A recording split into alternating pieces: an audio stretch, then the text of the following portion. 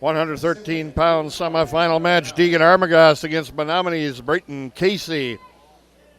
Casey in on a double leg body lock, takedown 2, he leads.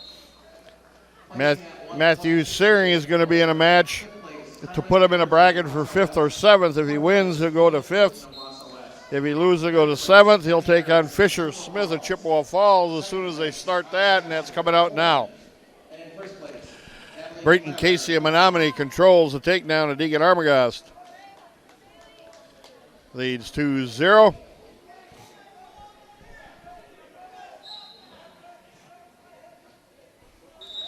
Team points coming into this: Simley 425.5, Kaukauna 417.5, Wisconsin Rapids 386, Arrowhead 291. That's the top 4.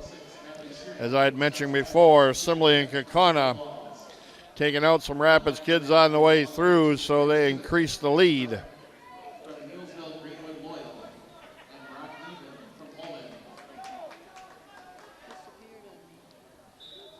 Two takedown for Fisher Smith of Chippewa Falls over Matthew Searing. Half Nelson by Brayton Casey of Menominee on Deegan Armagost.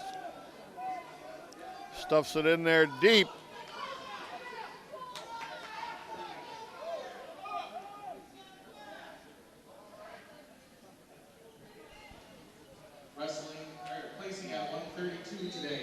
Armagost fought that half Nelson off. 25 seconds left, first period. Searing's first period, 1 minute in the wrestleback side. And that will be that way for any wrestleback matches. You have a 1 minute first period, and it's 2 minutes each of the second and third. He trails 2-1. They started on their feet in the second period. And Searing got a takedown to tie it up. After 1 period, 2-0, Brayton Casey Menominee leads Deegan Armagost.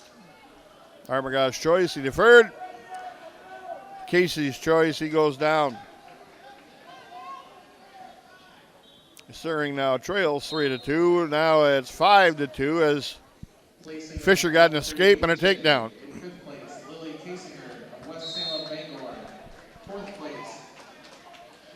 Off the mat, Armagost works. So we'll go back to the center and get a fresh restart.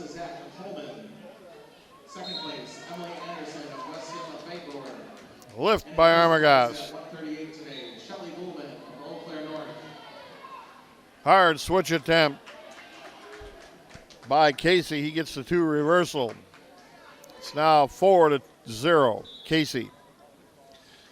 Again, if Armagost wins, he will go into the finals. If he loses, he'll go to a match for 3rd place. If Searing wins, he will go into a match for 5th. If he loses, he goes to a match for 7th.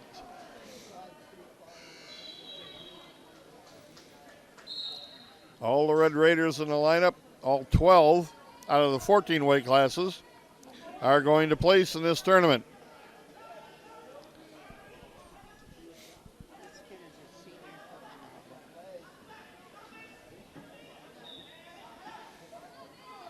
Placing at 145 today. 4th place, Mitch Howard. Stalemate, says the official. No improvement by either wrestler, so we'll reset them.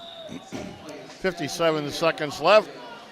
And 1st place, Donna Horker of Wausau West. Armagost tried a hard stand up, but Casey chopped that wrist in and put a loose bar in on the right-hand side.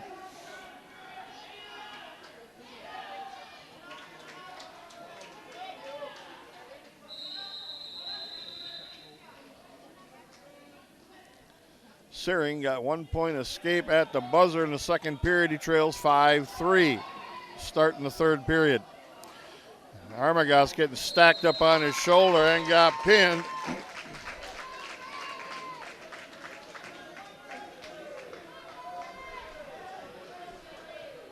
Armagost will be in a match. Armagost will be in a match for our 3rd place coming up. And we're showing you the Searing match now. As he trails 5-3 with 1:45 left. He's on the bottom in the 3rd period. Searing trying to come out in a scramble. Don't stop here. To his feet, trying to hit a switch. Not hard enough. And Fisher Smith from Chippewa Falls counters, takes him back to the mat.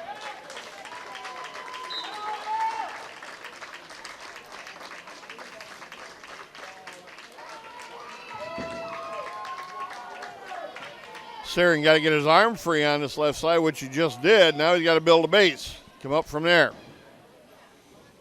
Minute 5 left. He still trails 5-3. Now wrestling on mat 2 at 113, Andy DiPiazza from Tacona and Derek Goddard from Auburndale. On deck for mat 2 at 120, Landon Freeman from Wisconsin Rapids and Nick Jenkins from Tacona.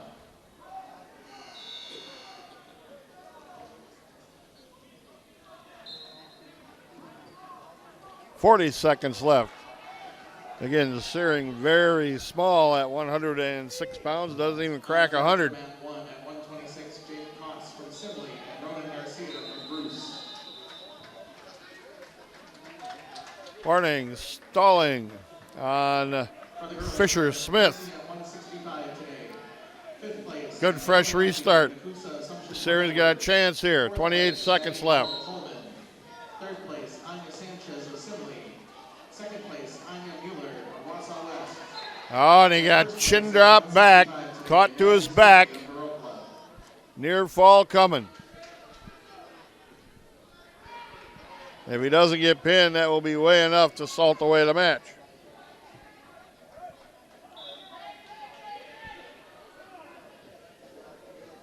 End of the period is here. It's going to be 8-3. Fisher Smith out of Chippewa Falls.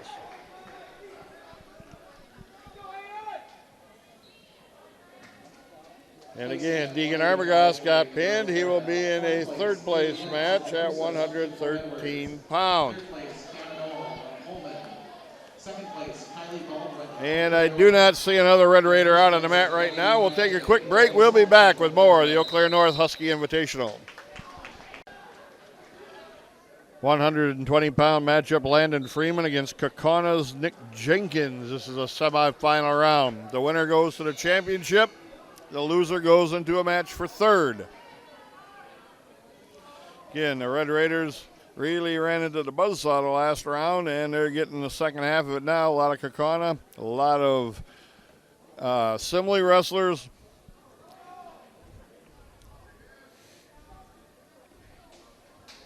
Front headlock by Jenkins, working on Freeman.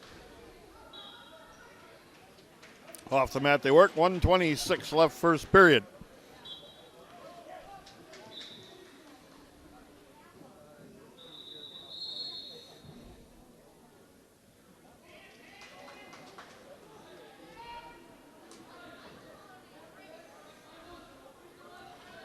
Jenkins looking to get a hold of Freeman. He's a little taller, a little longer, a little bigger. Front headlock again. Freeman shucks him off. Inside single leg shot. Got a whizzer and they're off the mat.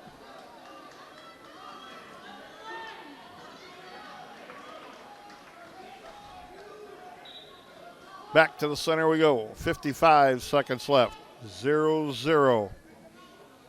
Next up, Jake Ackerman against Braden Delavue of Kaukauna.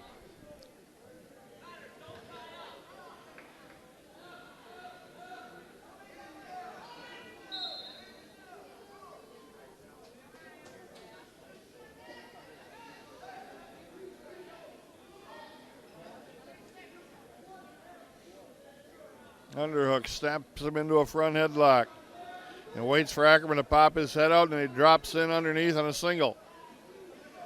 Again, front headlock one more time. Inside leg trip, Ackerman shucks him off. They go out of bounds. 15 seconds left.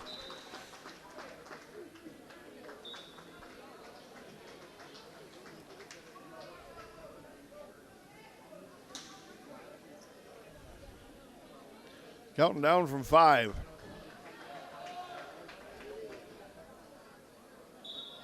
End of one period, 0-0. And that's not a bad thing there. Kaukana's choice, they're going to defer. Freeman's choice. He's going down. Baldwin Woodville and James Sailors from Sibley. Yeah, early season wrestling here. Second tournament, and the Red Raiders had one Valley Conference dual meet.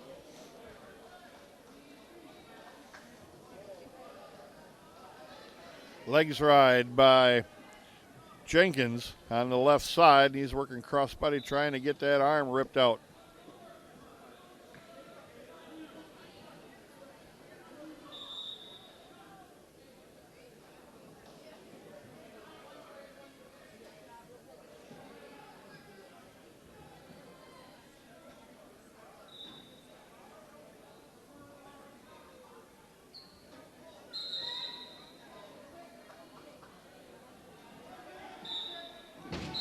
Stalemate. Stalemate, says the official.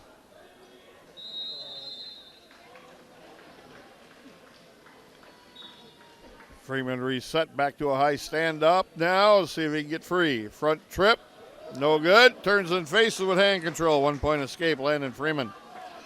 And the lead.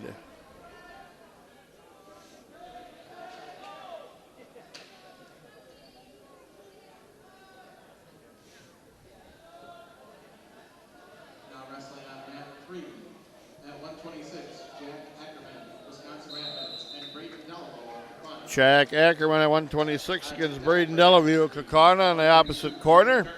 I'll keep you updated on that match as we watch the Freeman match.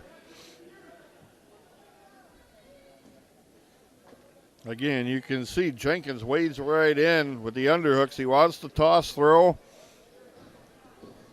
Set up his offense from there. A little duck undershot. Warning, stalling, Freeman. Freeman would have shot down low on an ankle. Polish double time, see if he can come out the back door with it. Got 6 seconds left.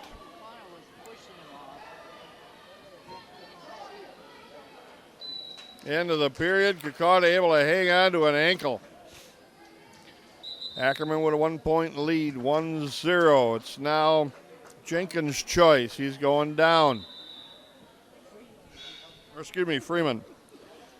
Freeman's and Ackerman's, they get them all tied up, and then Armagas throw them in there too. They all kind of look alike. Jack Ackerman and Brandon Delavue of Kakana. End of the first period, no score.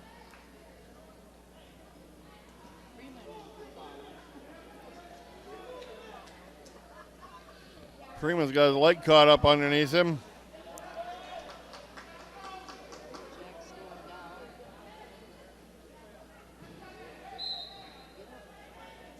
And get your hip on top here, Landon. Not up that high, though. Got to get under these arms. Save control. Get your hip off the mat.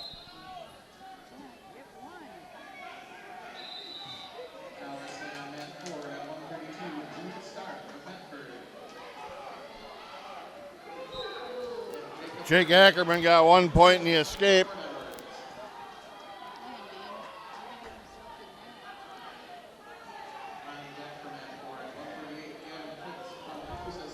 Landon Freeman got reversed. It's 2-1 now. Jenkins.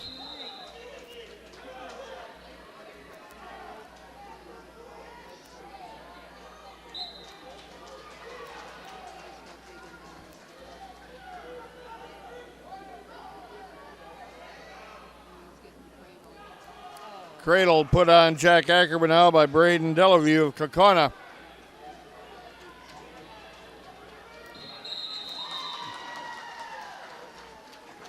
And Jenkins knows exactly where he's at in the match. Warning, stalling Jenkins.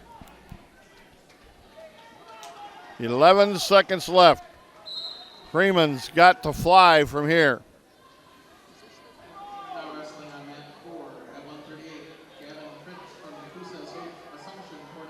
That's caution on Jenkins in proper starting position.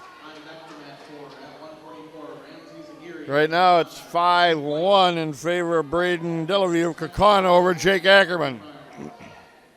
And you see the legs right hanging on high. 2-1 end of the match in favor of Nick Jenkins. And Landon Freeman, will go into a match for third place at 120 pounds. 8-1 the lead now at 126 for Braden Delavue of Kaukauna. And Jack Ackerman on the bottom, starting the third period, in danger of getting a cradle locked up on him again.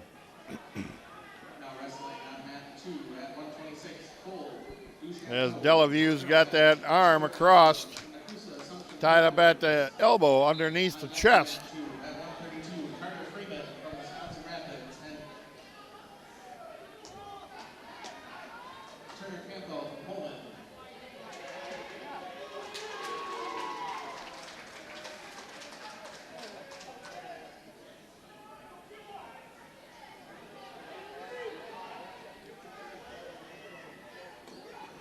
Jack Ackerman cannot get that hand off that cross face on the elbow. Stalemate, says the official.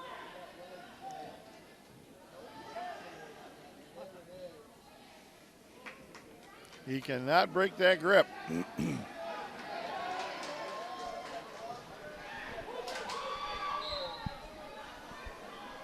There it is again. And they worked their way off the mat. A little better effort there, but still had his arm tied up. Got to clear that arm. 1:08 left. He's down 8-1.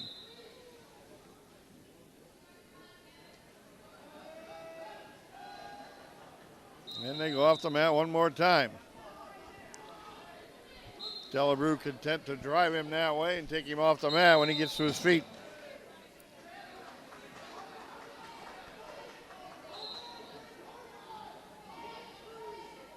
Now Ackerman figured out to get rid of that right arm. But he gets flattened out on the mat. And Delabrew's got that cross face. Trying to get to a cradle. 38 seconds left.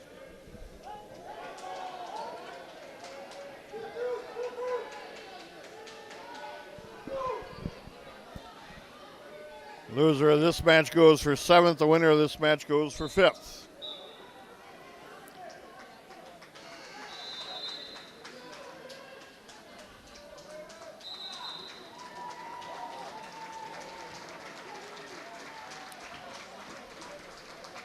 Delabrew continues to ride pretty well. Ackerman has no answer for him on the bottom.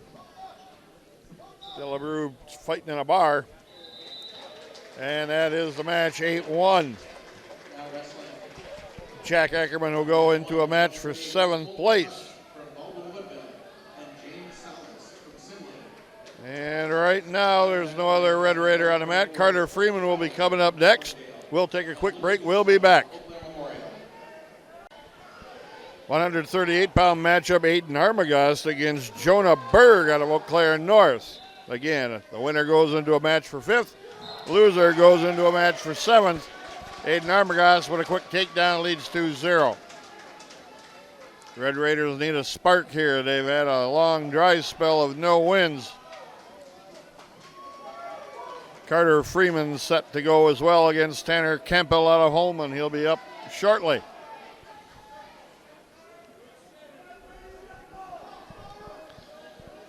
Aiden Armagast, your 138-pounder for the time being. Again, the Red Raiders probably at least up a weight class in a lot of cases, so we'll see where they end up. Still early in the season yet. Armbar now by Armagast. Again, it's only a 1-minute first period in the wrestleback side. So that first period goes by fast. You get a takedown or some points. That's a big deal. Berg chooses down after Armagast deferred his choice to the third period.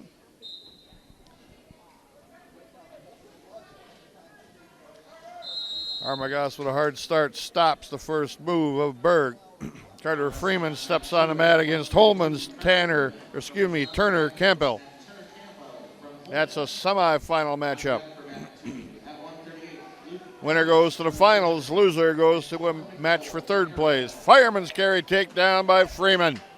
He leads 2-0. On deck for mat 4 at 150, Nolan Tomley from Prescott and Jonathan Prager from Chippewa Falls. 1:22 left, second period. Armagas grinding on top. Bar on the left-hand side, looking to get wrist control or elbow control on the near side, but he loses the bar in the process. Carter Freeman 2-1. He cut loose his opponent, and he's on the hunt in offense. And his opponent getting a little feisty here on the mat. Gave him a kind of a shove and a punch on the way off the mat.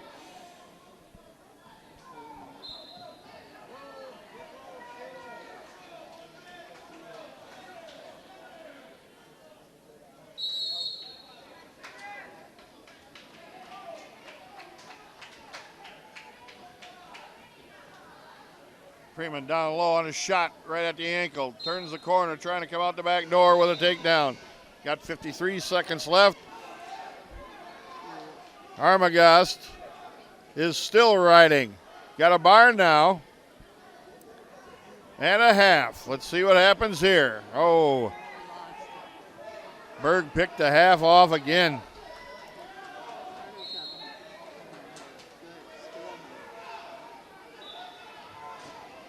Second period coming to an end and 2 ticks of the clock. Aiden Armagas takes a 2-0 lead into the third, and it's his choice. He's going down. Carter Freeman in a wild scramble.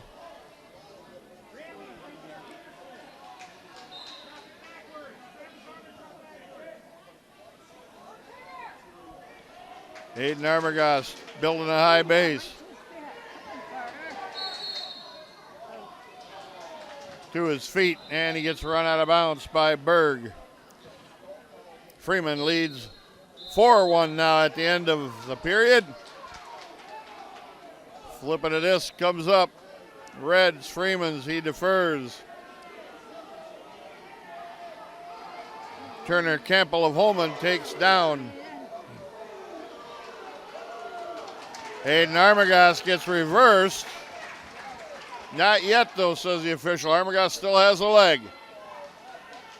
Got a chance to come out the backside, pop the head out. There you go, remain in control. Good work. And he got it back. 4-0 the lead now for the Red Raider. Aiden Armagas. Carter Freeman on his feet, leading 4-2, starting the second period. Now wrestling on mat 1 at 144, Colton Weiler from Auburndale and Luke Beeksma from Oak Fair Memorial. Armagas with a double bar, runs him over. Can he settle him in here?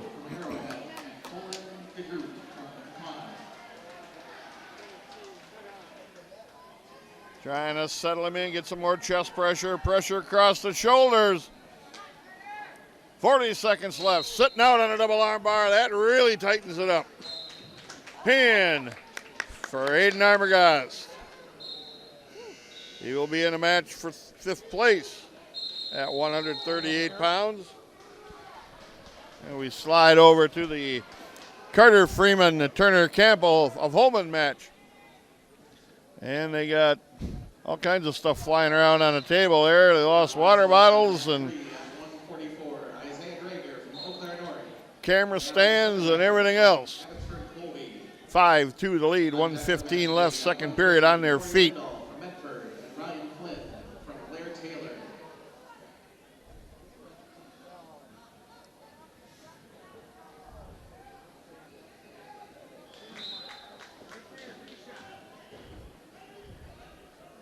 Underhook now, barrel takedown. Missed it, comes up with a single, out of bounds they work.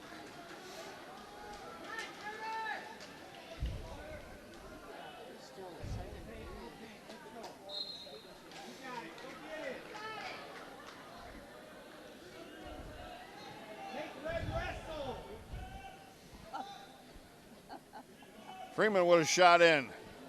Tried a barrel roll, but didn't quite get it complete. Got stopped coming in. Now let's see what he can do from underneath. 30 seconds left. Short drag, missed that on a sweep. 28 seconds left. 5-2 the Red Raider.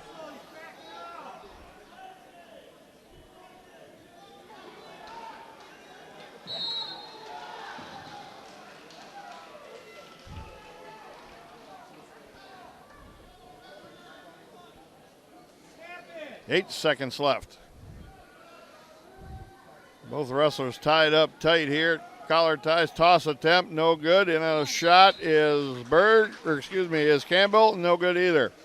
Third period coming. Freeman's choice. He's going down, leading 5-2.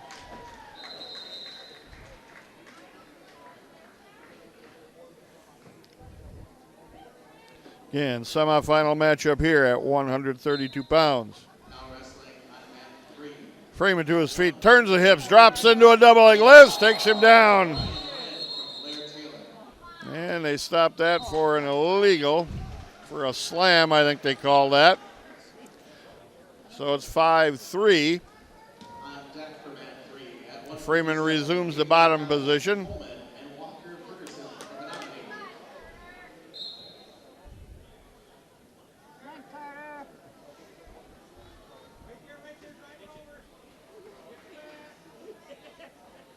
Freeman trying to gain hand control, take it over top of his head on this side.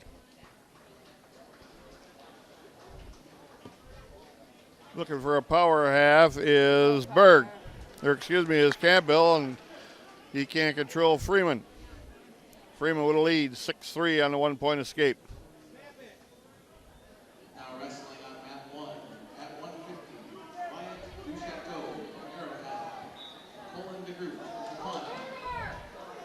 And Campbell in on a double leg.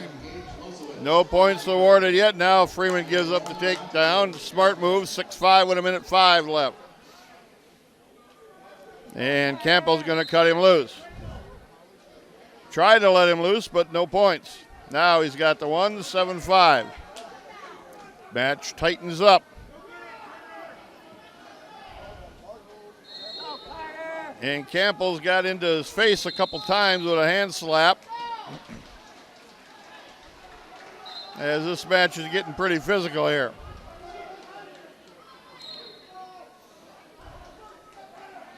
Shot down low by Freeman. Crossbody lock now by Campbell. Freeman's trying to figure out, we got a stalemate. That's a position that you'd let him wrestle a little bit in anyway, because somebody's going to get a takedown out of that.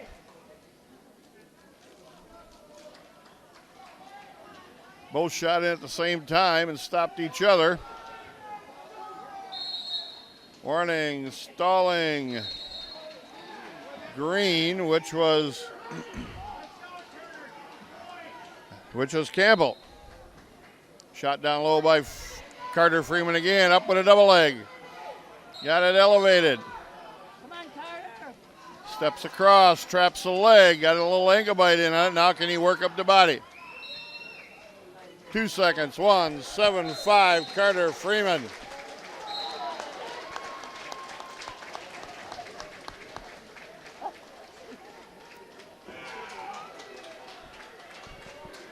Carter Freeman in the finals at 132 pounds.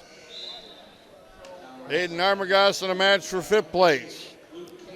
No wrestler for the Red Raiders at 144. And Mason Tritz next up for the Red Raiders at 150. He's in the semifinals against Simley's Derek Doman. We'll be back with more Lincoln High School Red Raider Wrestling when we return. And we got a 150-pound matchup. Mason Tritz against Derek Doman out of Simley, Minnesota. Doman with a quick shot in. Now he's crawling in on a low ankle shot. So our Tritz on the counters, and he's able to survive. Russian arm tie with a jab takes him down. Oki choke locked up here.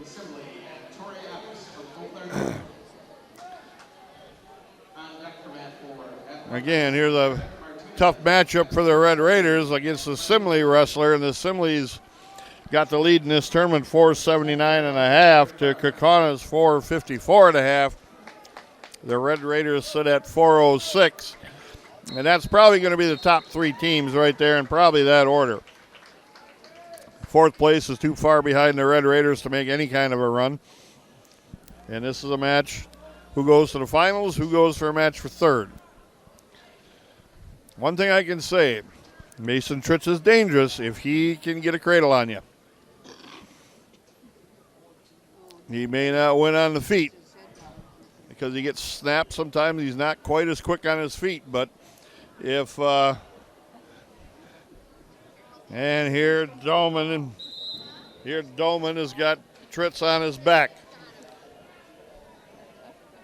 Tritz trying to roll through. Can he come out? Trying to fight off his back, which he did. Nice job for the Red Raider. Pulls the arm, gets him out in front, and Doman gives up the ride. 7-2 now the lead for Doman.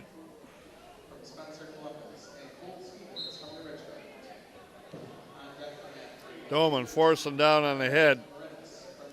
A little shuck to clear the arm. Again, continuing to wrestle one move after the next, after the next, after the next. And he's got a takedown with a headlock into the period. No near fall, just 2 takedown, that's it. Just comes up green, Doman's choice. He defers, Tritz's choice. He's going on their feet. Or is it on top? He's going on top, excuse me. Well, he can't compete with him on his feet, that's for sure. And this would be probably the best position for Mason Tritz. Doman up to his feet, gets hand control, and easily outsteps the grip of Mason Tritz.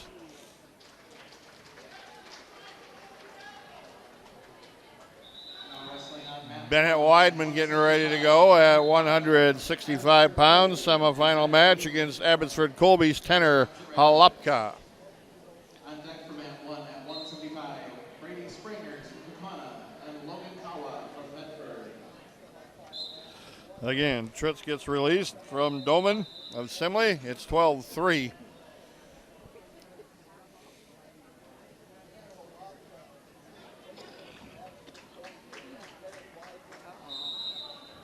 And Bennett Weidman just got taken down on the edge of the mat by Halapka at 165 to start that match. Weidman up to his feet. Gets the hands free and gets the escape. It's 2-1. 14-3 now at 50 seconds left in the Mason Tritz match. And they come back to the center.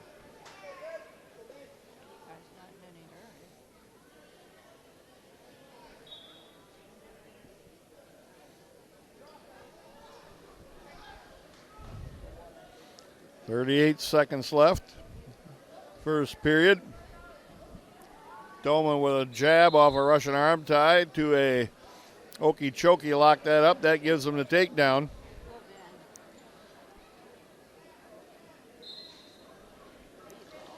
Mason Tritz got to figure out how to come out from the bottom with this Okeechobee.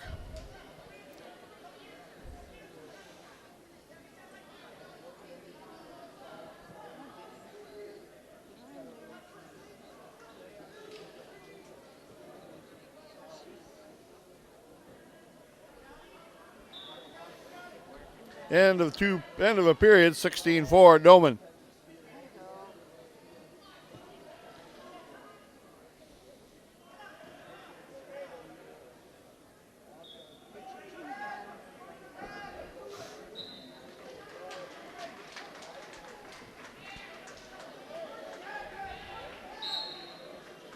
Nice little short drag by Doman. 18-4 right now. Third period to start. And they're going to cut him loose.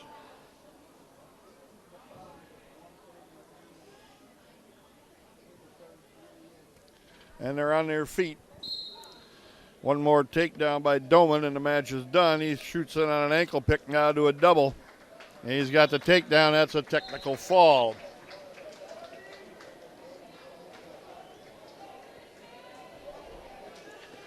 Now we're going to swing you over to the Bennett-Weidman match at 165.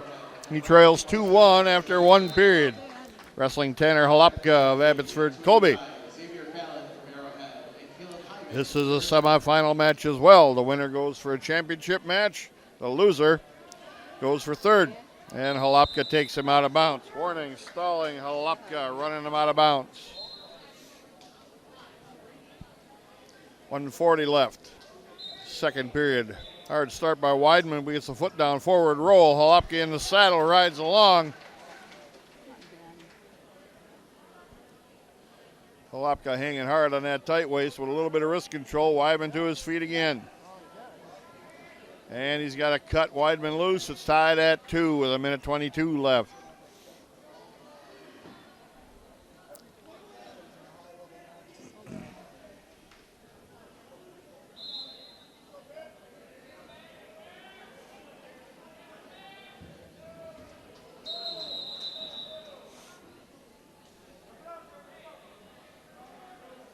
Weidman with a head tap, shoots in at a single leg at the knee.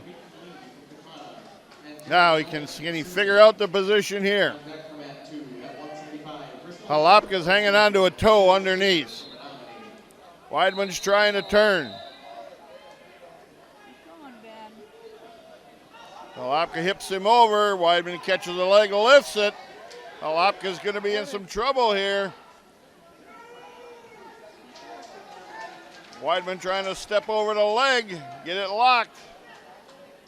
There, he's got it locked. He's got to work back towards the head. 18 seconds left. 2 takedown Weidman. Now, can he score some near fall here?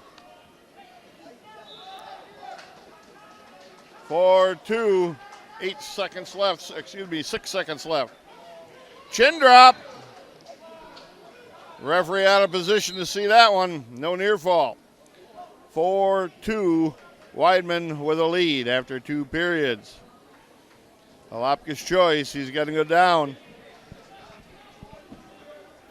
Weidman can afford to give up the escape, but not the reversal.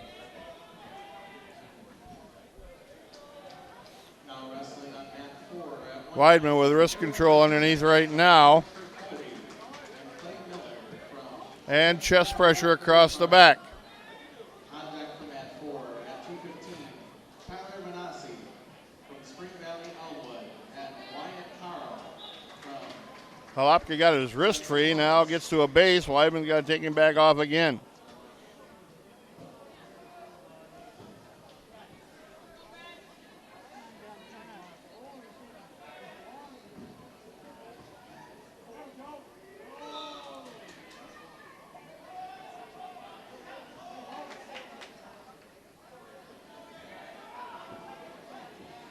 Weidman keeping good chest pressure down on him.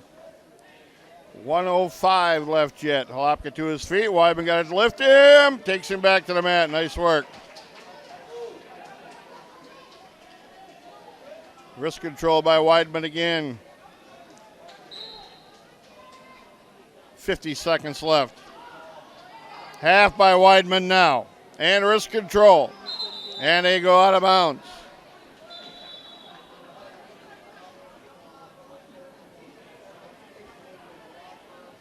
45 seconds left. Weidman up 4-2.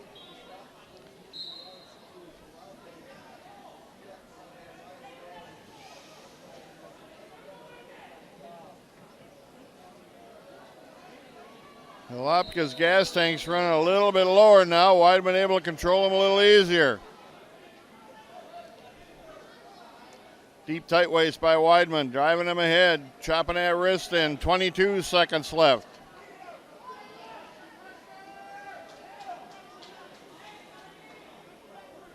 Be good if Weidman can grind him right out here on the mat without giving up a point. 10 seconds left, 4-2 Weidman.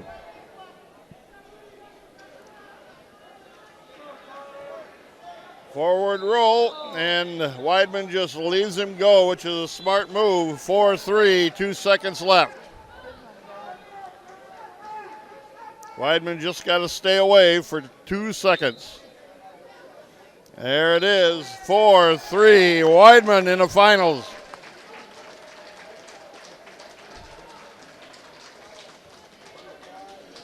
Bennett Weidman over Tanner Halepka of Abbotsford Colby, 4-3. He's in the finals at 165. Next up for the Red Raiders, we'll stay right here. Mark Jeske at 175 in a match against Jacob Hupke of Abbotsford Colby. Oh, we'll change that. Hang on a minute.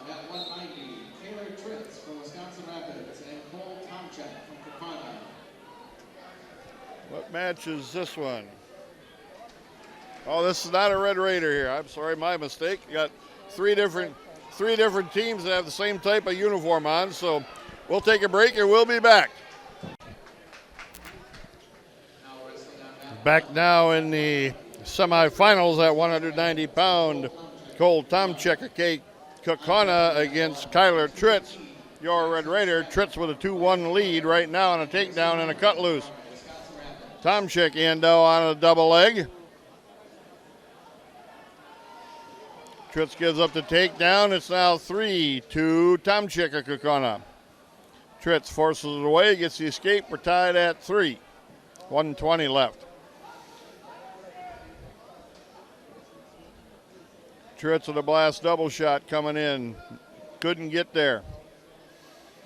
But can't just stand up and back off. He's got to be in a stance when he comes out to protect his legs.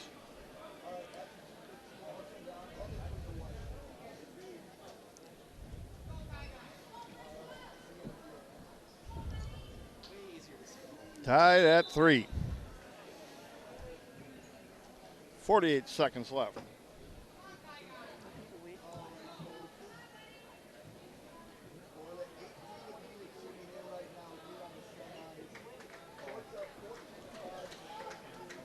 Good little flurry there, but no score on either wrestler.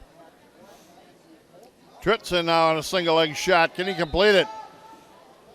Got an elevated dump technique with a trip. Takes him back to the mat.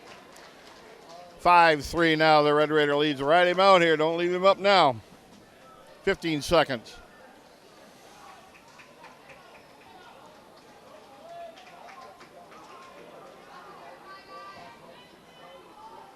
Tritz chops her wrist. Takes him back to a chest on the mat. And the end of the period is here. 5-3. Tritz with a lead. Disc comes up. Kokona. And he's choosing down.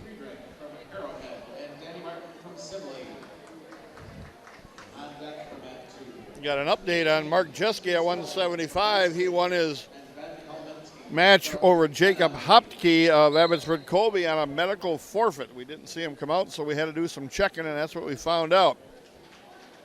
So he's going to be in a 5th place match against Dane Luchterhand out of Neilsville Greenwood. 1 point escape for Tomczyk out of Kokona, and it's tightened back up to 5-4 Tritz.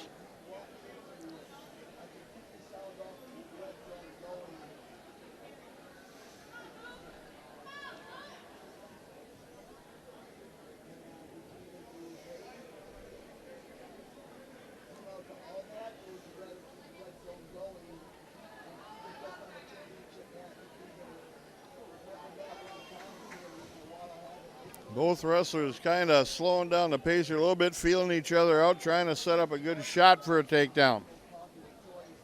Tritz has got 2 of them so far. Arm drag attempt loosely by Tomczyk. Tritz with a shot in. Not a pawn and slapping on the back of the head by both wrestlers. 50 seconds.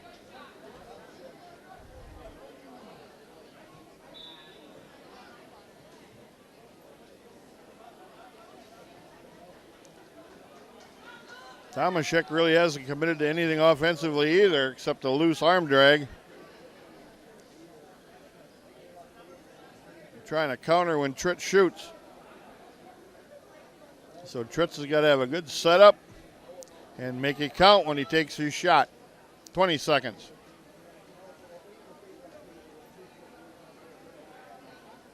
Warning, stalling. Tomczyk. Tritz again with a blast double.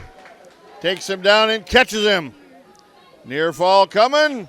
No, the official said. 2 takedown, no near fall. 7-4. That's a big takedown, though, right there. Tritz's choice. He's going down.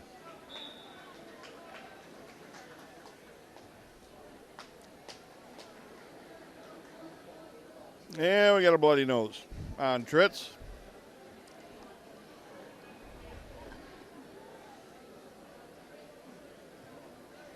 Had a bloody nose, or I seen he had a scratch up above his eye the other night, or just underneath his eye, so that maybe got hit in the action and kind of weeping a little bit of blood, so the referee stops that, cleans him up.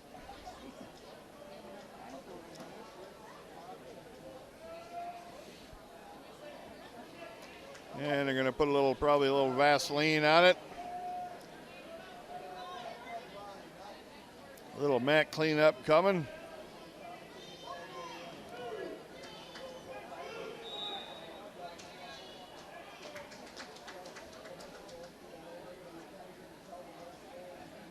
And a little bit more. And Tritz is ready to go. He's just waiting for his head coach to get done doing housework.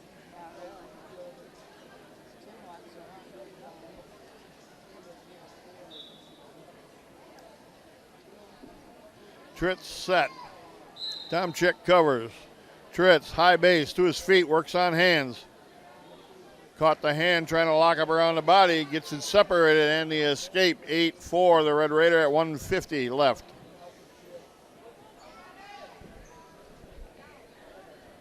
Again, the winner into the finals. The loser goes for third place at 190 pounds.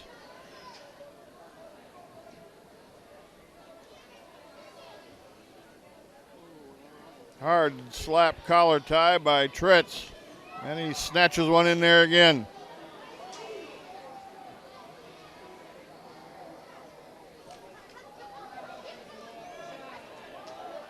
Tomczyk gets there, but then backs off. Tritz counters, sprawling back. And we're back neutral again. 108 left.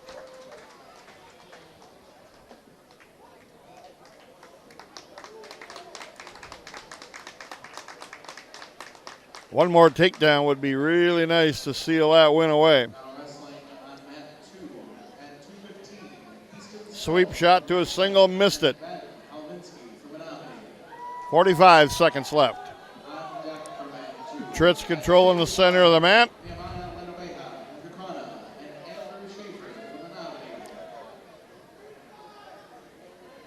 Shot in by Tomczyk again. Tritz with a front headlock countering. See if he can score over here. No, he just let him out. 25 seconds left.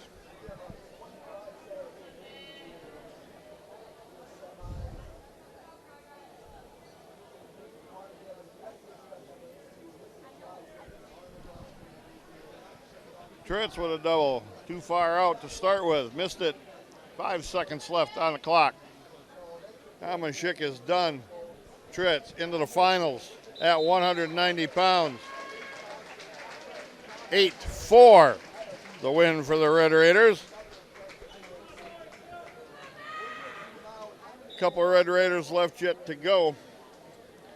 We got 215-pounder Grayson Reimer, and he's coming up next. Same mat against Jackson Schramczyk out of Blair Taylor. First time we wrestled a Blair Taylor wrestler.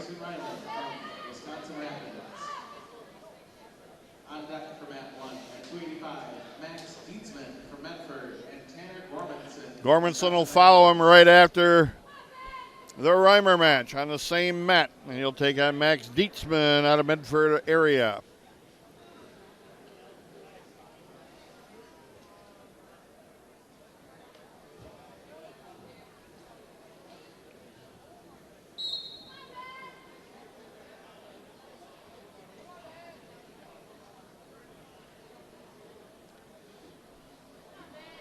This is a semi-final match. Winner again into the championship. Loser going for third.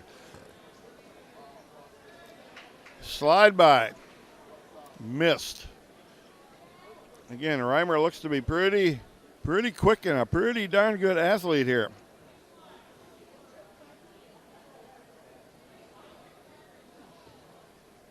We'll see if he has enough experience or enough tools in the toolbox to get a win here. Only out for a week and a half probably at the maximum.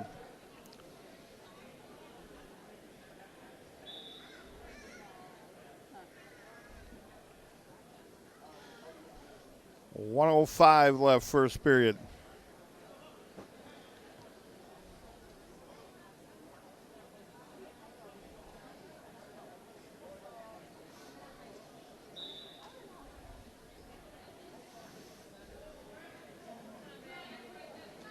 Snap. Countered. Under overhook. Wasn't comfortable in there.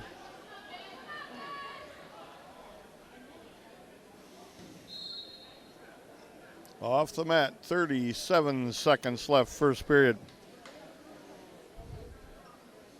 Again, pretty limited offensively for Reimer with a week and a half of practice.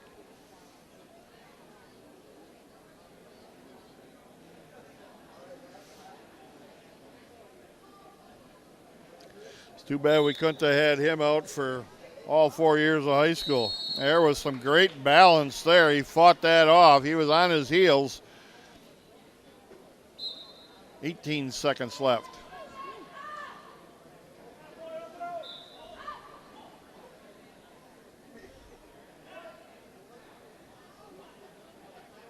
Five seconds. No mistakes here. 0-0 is okay. And 0-0 it is. And it's going to be Schrammick's choice. He's going to defer. And Reimer's choice. After looking at the coaches, he's going down. Stretching out his legs a little bit. Getting set.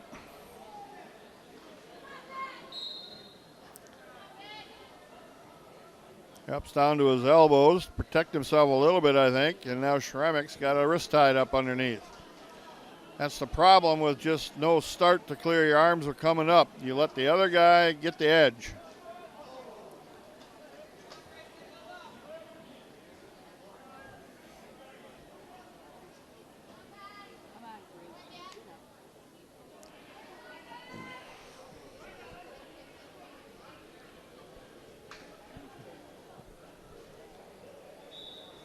Grace got to pull his knees up under him. He tried there, but got taken right back off him.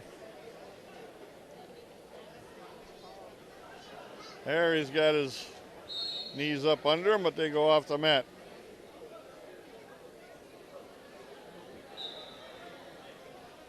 And a couple of pretty physically put together guys here.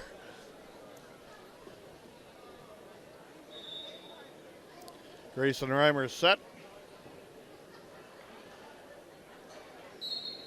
Hard stand up. Nice job there. Work on hands. Get your hips down. Turned and faced. 1 point escape. Reimer. Good work. He's got some quicks to him, boy. I'll tell you. He can spin them hips in a hurry. Only if we could have had him for 4 whole years. Holy cow. What could he have become?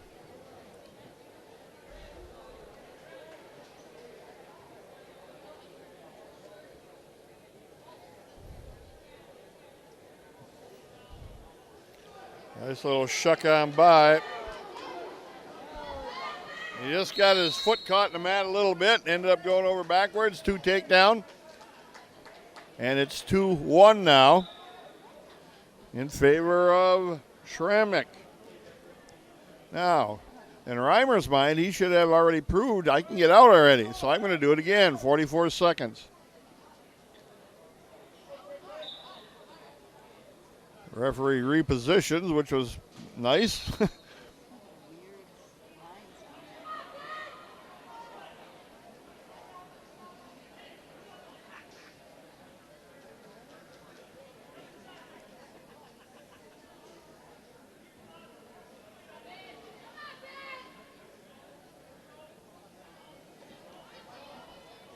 Trying to stay on a base, trying to put a foot down, got both of them on the mat now. It comes loose. We're tied at 2.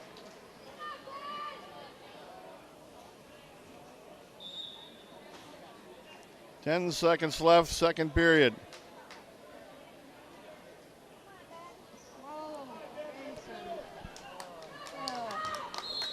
And Reimer got caught pushing in hard, and Schremek felt him, snapped him down, spun behind.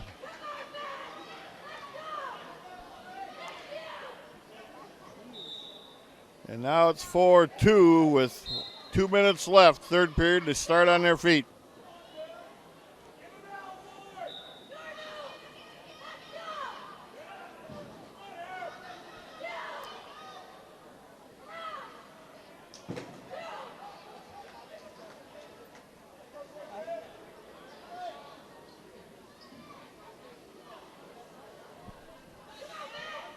.135 left. They go back to the center.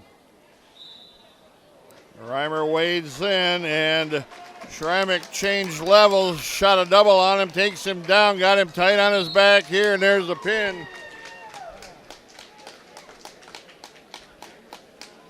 Schremek gets the pin in 4:37 from Blair Taylor. Third place match coming up now for Grayson Reimer at 2:15.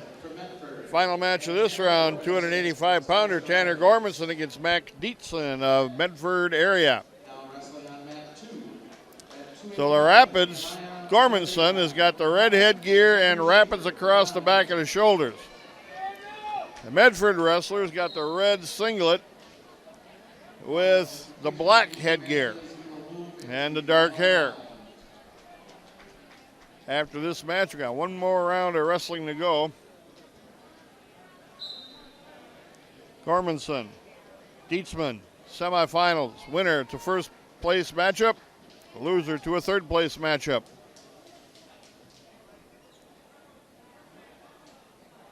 Gormanson's got a 10-7 come from behind win and an 11-2 major. Dietzman likes that arm tie, and then they go off the mat. Suck Gormanson into a single leg.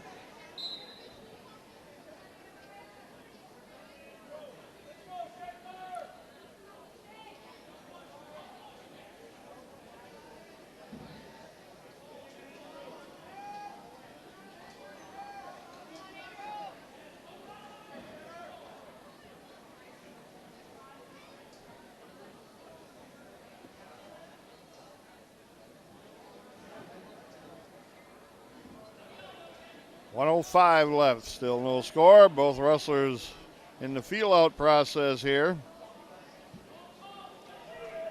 Dietzman with one good setup and a shot, but he was out of bounds. Gormanson now with the underhook and a collar tie.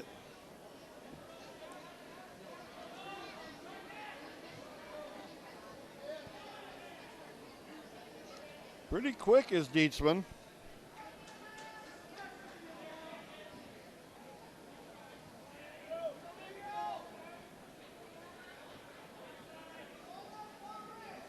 Slide by a hard one by Gormanson. Dietzman's awful quick with his hips. Can't quite get behind him.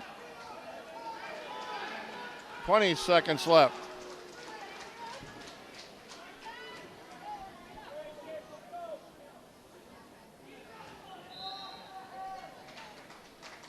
Short time in the period, under 10.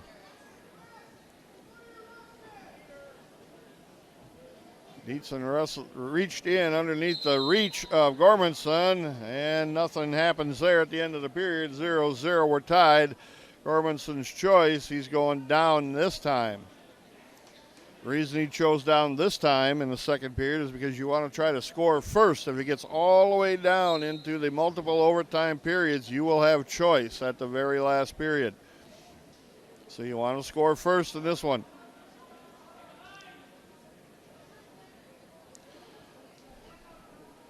Gormanson slowly building up here.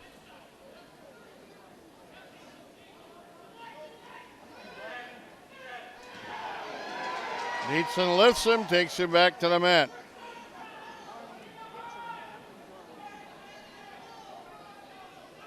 Again, Dietzen pretty quick here. There's the difference right there between the two. Now Gormanson back up. Dietzen lifts him again. He's got power, cleans Tanner right off his feet.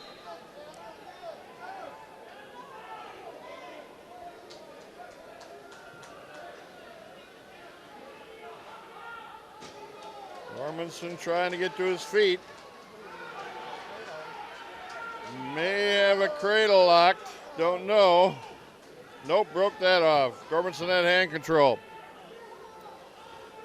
Gormanson's got the hand out over their shoulders. Now you got to move your feet once you get there. Get it down. One, loss of control. 1 point Gormanson. 40 seconds left. He's got the lead. Slide by, missed it. Dietzman's quickness has saved him twice now.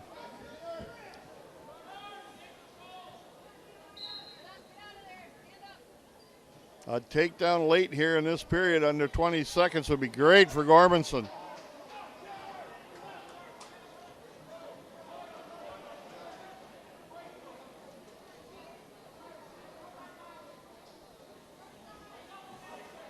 Five seconds left. Slide by, body lock, down to the mat. Oh no, says the official.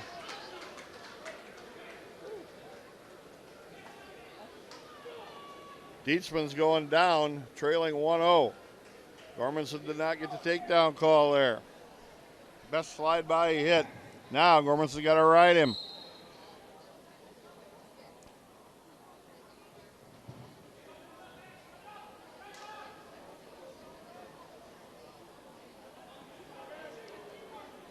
This is a tough place for Gormanson to be. Can't get hit for stalling. Because then you can tie the match with a penalty point.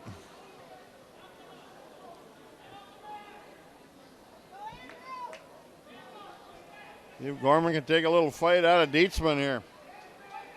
Dietzman up to a tripod. Gormanson uses the angle and the weight, take him back off his tripod base. Dietzman pulls his legs up under him. Gormanson working on the wrist. Dietzman stands right up. Gormanson back down to the mat and off they go. 1:08 left.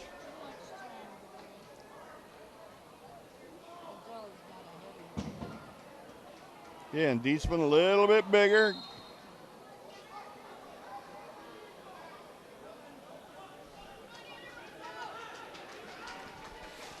Dietzman up to a high base now. Gormanson, heavy hand on the right, takes him back off. Got a wrist tied up. Got Dietzman flattened right now. Gormanson lifting on the arm. Dietzman goes over on his back. Dietzman in big trouble here. Pin for Gormanson. Wow.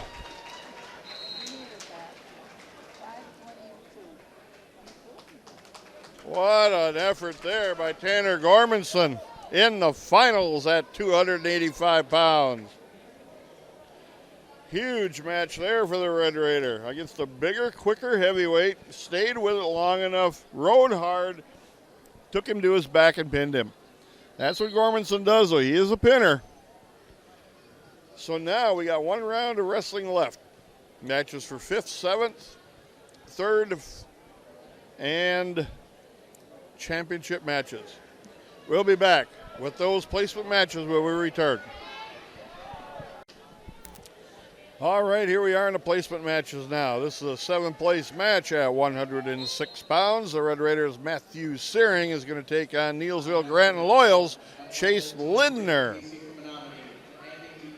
And we're going to try to get you some updated points as soon as we can. Red Raiders have changed into their placement championship round black singlets.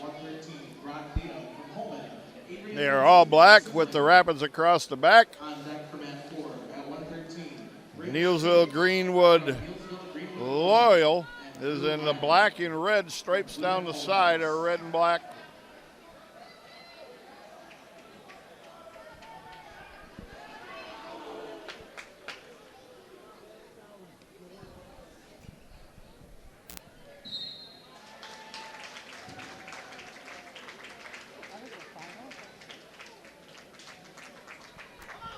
And here we go at 106 pounds. Searing and Lindner. Searing starts with his back to you.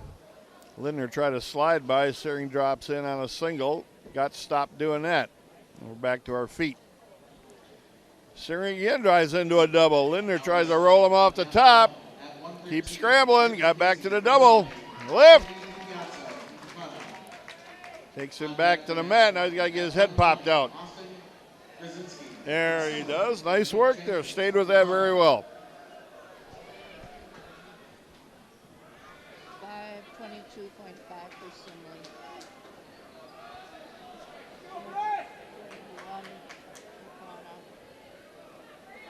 We have 428. Top three scores going into this round. Simley in the lead, 522.5. Kaukauna in second, 571. The Red Raiders in third, 428. That's good.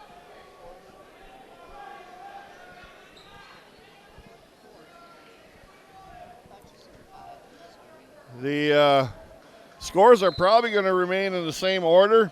The Red Raiders can't catch Kaukauna. Kaukauna can't catch Simley. Nobody can catch the Red Raiders from behind either, so that'll be the top three. Searing ahead 2-0. And continuing to ride. Neilsville Greenwood Loyals chase Lindner. That's a co-op team, as they call it, a bunch of smaller towns in the same general area of each other, a few miles apart. None of them have enough to continue to field close to a full lineup, so they co-op together and make the best of it. And sometimes you can pick a couple kids out of each town and put together a pretty good lineup.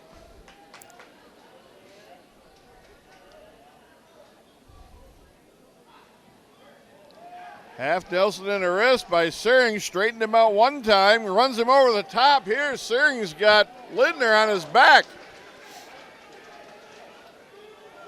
5 seconds left. End of the period. He's going to get 3 near fall. He's up 5-0 after 1. That was close. Saved by the bell.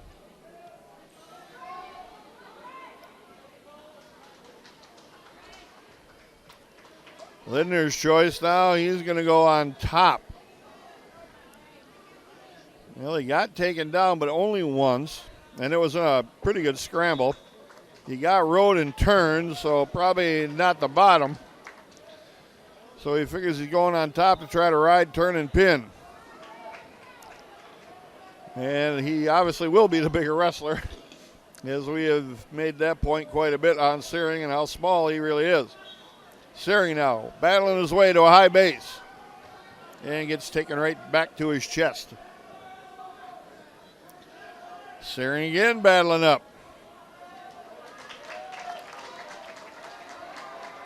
Stepped in with a loose legs ride, did Lindner.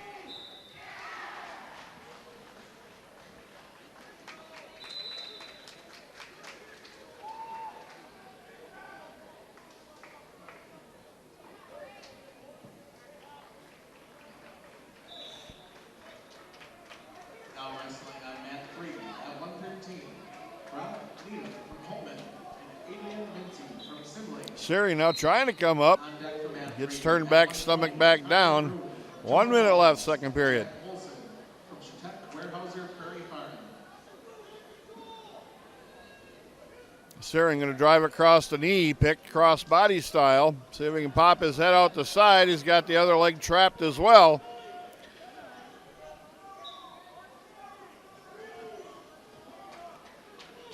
Trying to control a hand as well.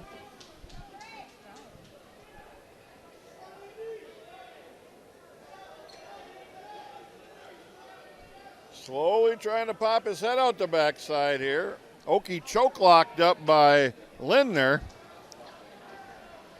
And he's able to get Searing back to a base for the time being. 15 seconds left. Searing can pop his arm out, get the reversal here, which he did. Huge 2 points at the end of the period with 3 seconds left. 7-0 the lead for the Red Raider.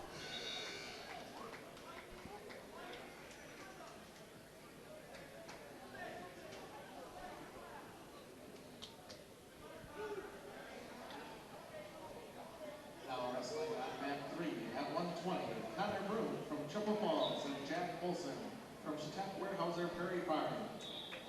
Searing going on his feet now to start the third period. Braden Calvo from Takana and Tristan Smazel from Abbotsford Colby.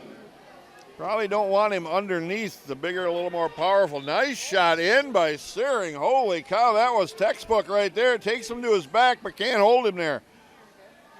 Get your head up. Got near fall as well. So 11-0, got 2 takedown, 2 near fall.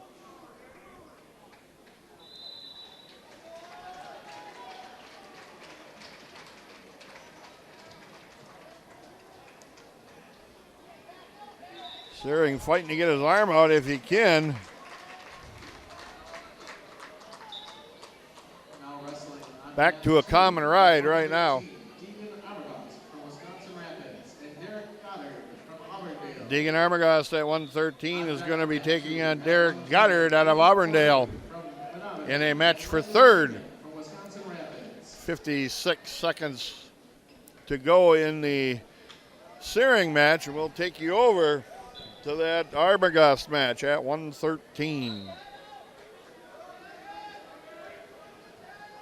Searing got reversed. It's now 11-2 with 38 seconds left. And Deegan Armagos got quickly taken down inside of 10 seconds.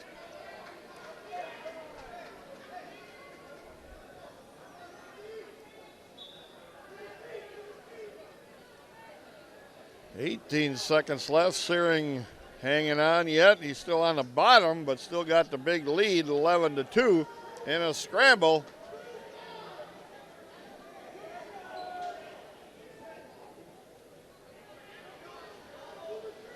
End of the match is here, 11-2, major decision for Matthew Searing. He finishes in 7th place for the Red Raiders at 106. Now we'll slide you back to the Armagos match as he trails 2-0.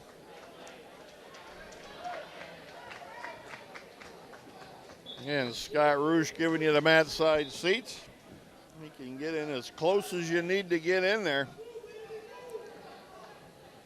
And we thank him for volunteering his Saturday to do this. New guy in the group here.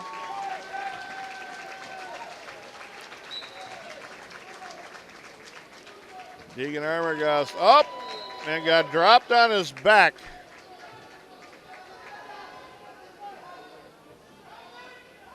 Armagos gets the escape. 2-1, 39 seconds left. First period. On mat 1 at 120, Austin Gazinski from Simley and Nick Jenkins from Dakota. On deck for mat 1 at 126, Jake Koss from Simley and Cole Duchateau from Arrowhead.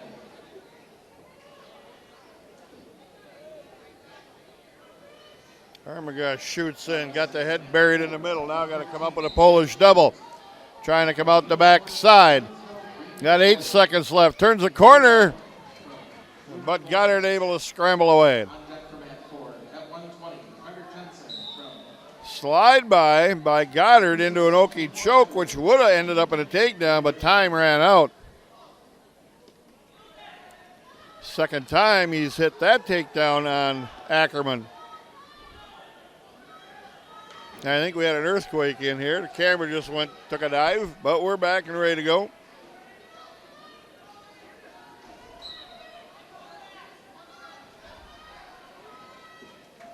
Shot down low right at the ankle.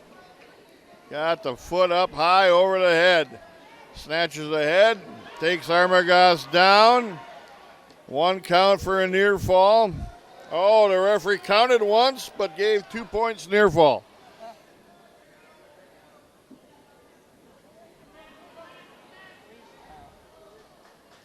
Freeze 4-1, the lead for Goddard.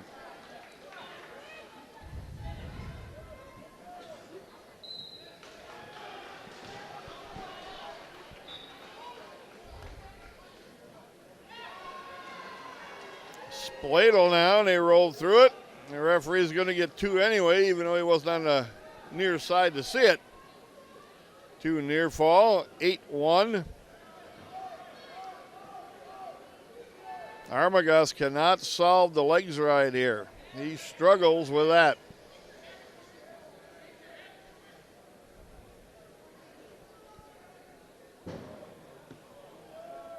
Again, this is a match for third place at 113 pounds. Winner is third, the loser is fourth. Goddard content to sit here and burn time, and they finally called a stalemate.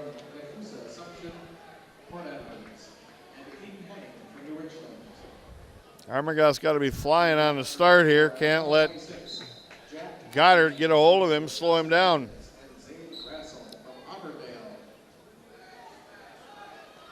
Switch attempt, re-switch by Goddard. And he remains in control. Another switch, but no good for Armagus. Armagus trying to roll here, but not strong enough.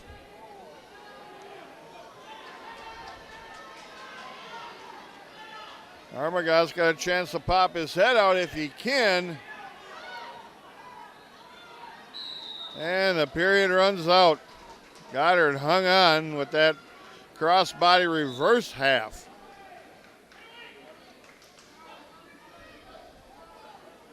Third period coming.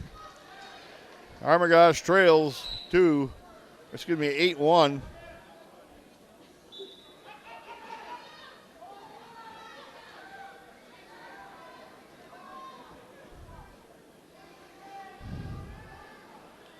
Armagus with that right wrist temporarily tied up, and then he lost the grip on that. See, a little underpowered here. A little bit smaller body size. Hard switch. And Armagus flying around.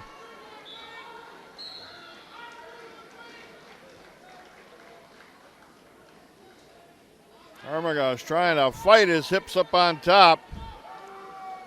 He's got to get his head up. He's too far over the shoulders. Minute 10 left. Now the hips have come off. Now we're in a scramble.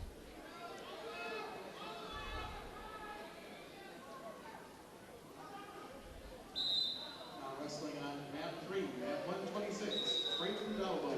And distance. Wow, that was a call of 2 reversal, and Goddard's leg was outside the mat. It probably should be 1 escape.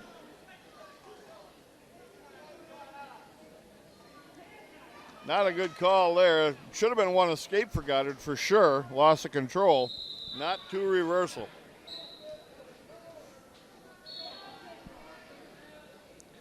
Armagus stands up, gets tripped right back down. Hard switch coming. Is he going to get this one? He's got this one. 10-3. And he's got to pin him here. He's not going to point him to a win.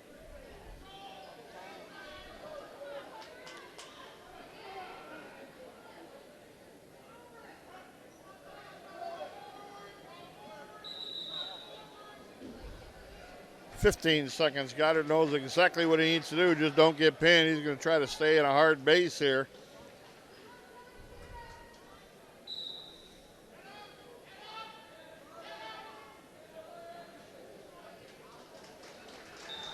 Nothing that Armagus could do. He goes down 10-3 at 113 pounds. He'll finish in 3rd place for the Red Raiders at 113 pounds. Next up, Landon Freeman at 120 pounds. He's going to be in a match for third place against Aiden Ari out of Menominee. And we'll stay right here. For mat 2 at 126, Rowan Garcia for Bruce and Sawyer Ostrom. Aiden Ari of Menominee against Landon Freeman, a match for third place for the Red Raiders. Searing got the only win so far in this round, and Armagast took the loss, so we need something else to pump up the Red Raider team here. Need Landon Freeman to put a win on the board.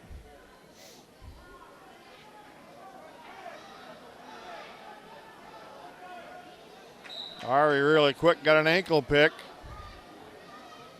Forcing down on the head, allows Freeman to get to his feet and counter.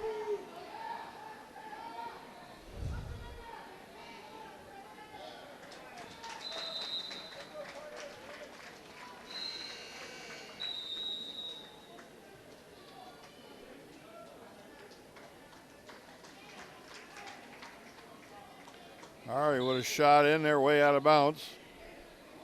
Now wrestling on mat 1 at 126, Jake Koss from Sibley and Cole Duchateau from Arrowhead. On deck from mat 1. Armagast with a shot. He got there a long ways out, but he got to the leg. See if he can make a count here.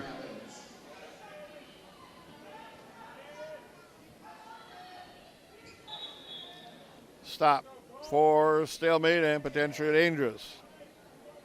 As Ari's leg, his knee getting bent sideways. And you're looking to protect the wrestler at all times. Armagast climbs in again with a shot. And Ari trying to hang on to the toes of the back foot.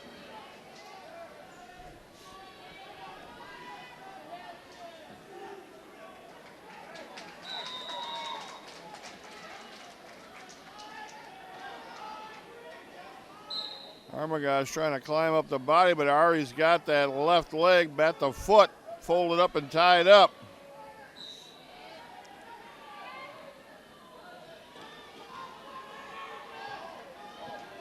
Ari hips over the top. And now Freeman's got the leg.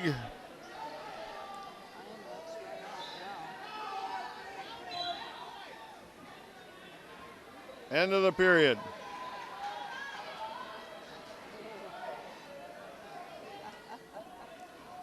Just comes up green. It's Ari's choice.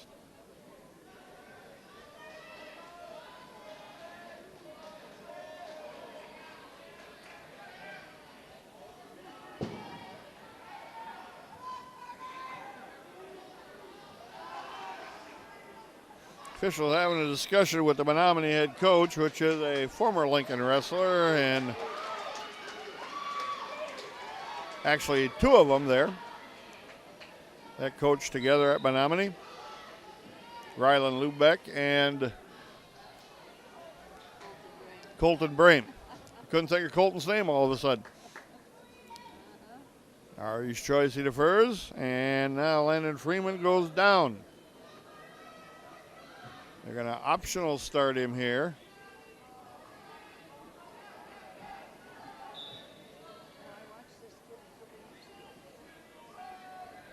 And Freeman with the escape. Ari with the toss attempt.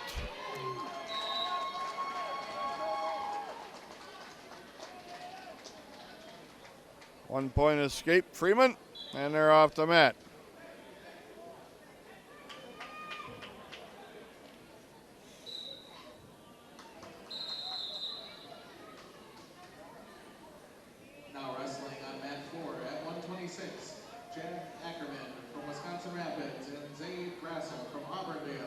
Jack Ackerman at 126 getting called in a mat against Zay DeGrassel of Auburndale for a 7th place match.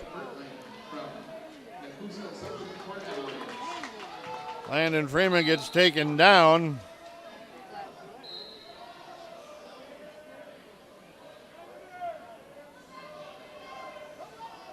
And then now we're just burning clock here at the edge of the mat. Warning, stalling on Ari for not trying to get him back in the mat.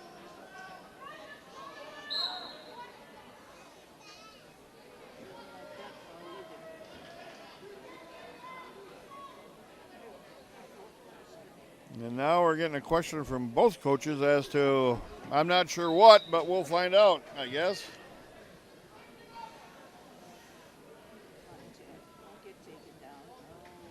Jack Ackerman got taken down now in his match for 7th place was Zaid Grossel of Auburndale. 4-2, Ari leads Freeman. Second period, 1:05 left. Freeman down. They're going to optional start him one more time.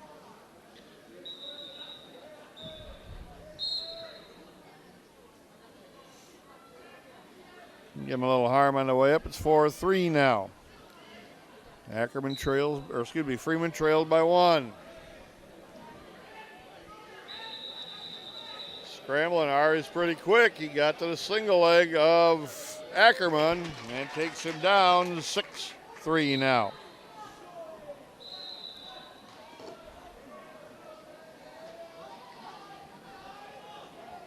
Ackerman trying to get into a scramble here.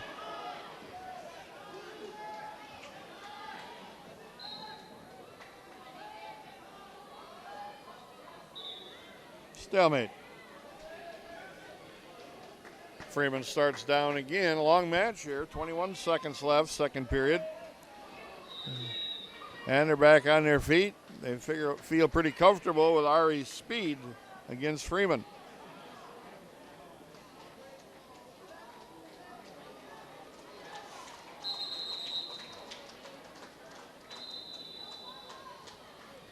One second left.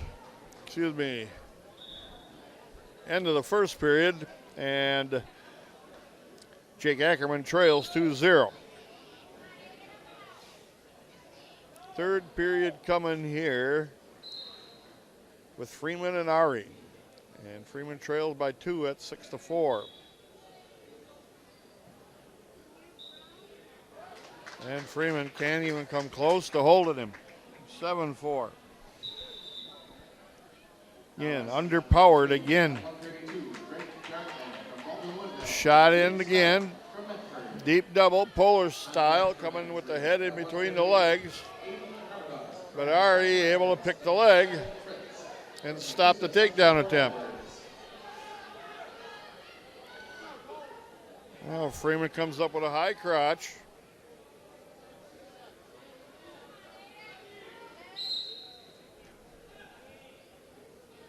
And they go off.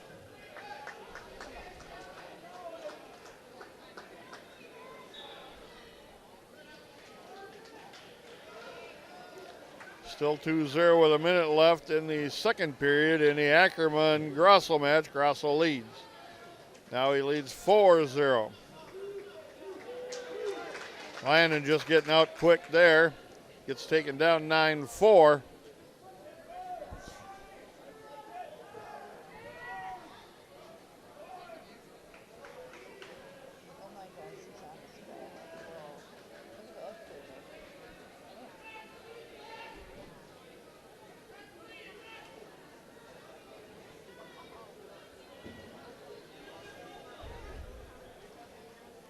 Jack Ackerman in deep trouble here. He's got a cradle put on him, and he's in deep trouble on his shoulders. And there is. Ref hasn't called the pin yet, but I don't see how he didn't. 5 seconds left. Warning, stalling Freeman.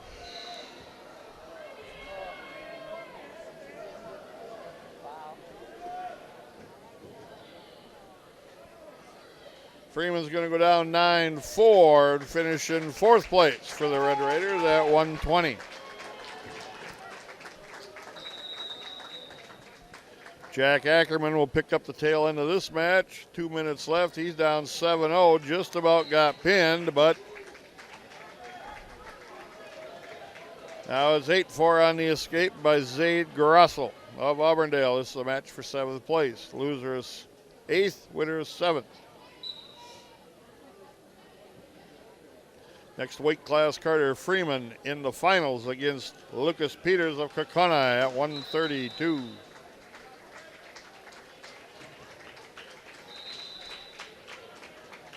Now wrestling on mat 2 at 126, Ronan Garcia from Bruce and Sawyer Ostrom from Ragusa Assumption Port Edwards. We're going to swing you on over right down here to the championship match here.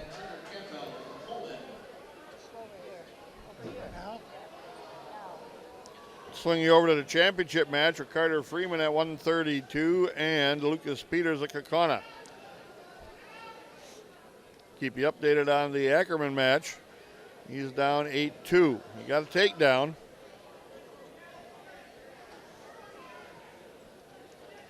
Carter Freeman, Lucas Peters from Kaukauna.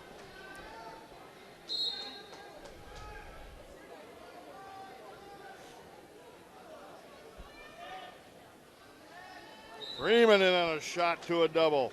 Now wrestling on mat 1 at 132. Around the corner, Freeman goes. Can he complete the takedown? Wisconsin Rapids. Got the hip pin down on the mat. 138, James Wow, quick stalemate call. from Sibley and Colin McDowell from Arrowhead. No points there.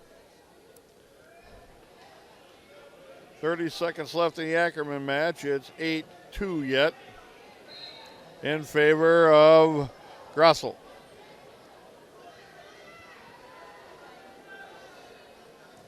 Shot in deep by Lucas Peters, and he quickly completes the takedown.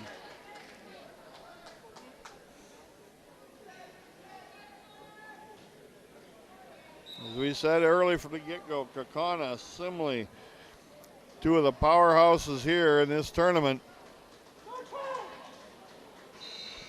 And they are solid wrestlers. That's the reason why. 8-2, Ackerman goes down. He finishes in 8th place.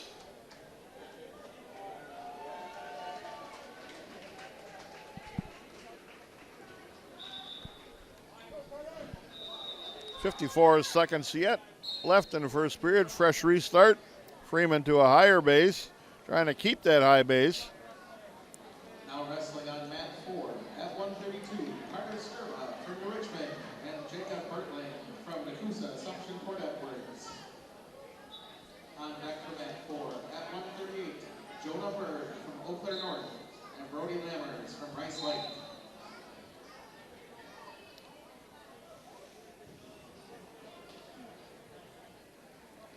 Freeman backed up over to a higher base.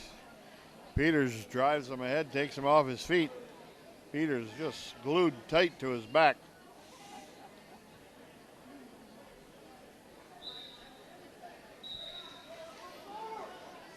Five seconds left.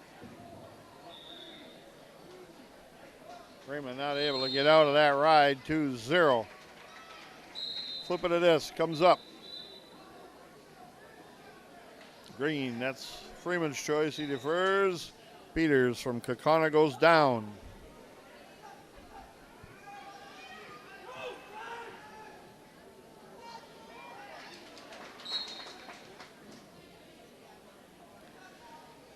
Freeman not much to hold Peters.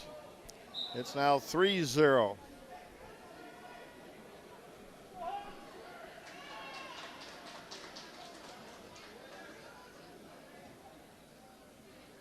Shot and a reshot, and Peters felt the balance point and drove right across it on Freeman. And he got the takedown. That opens up the lead to 5-0.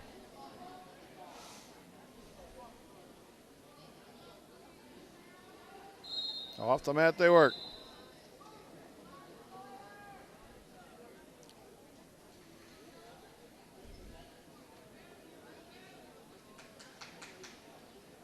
Freeman gets set, bottom referee's position.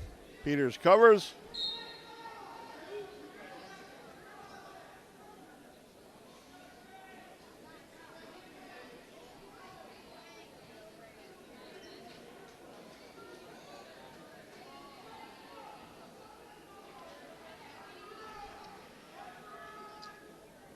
Peters with a bar on the left-hand side and wrist control. Now he fires a half. trying to reposition. This is in deep. Freeman goes over. Peters is pinning Carter Freeman in 2-12.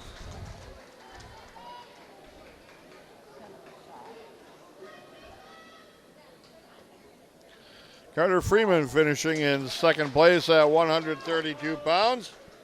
Next up for the Red Raiders, Aiden Armagast.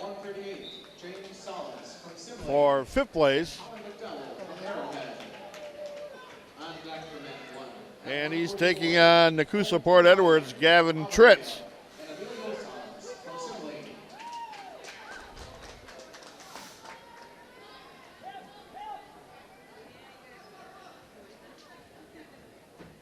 Armagast with a shot in, kind of a faint one, and that was stopped by Tritz.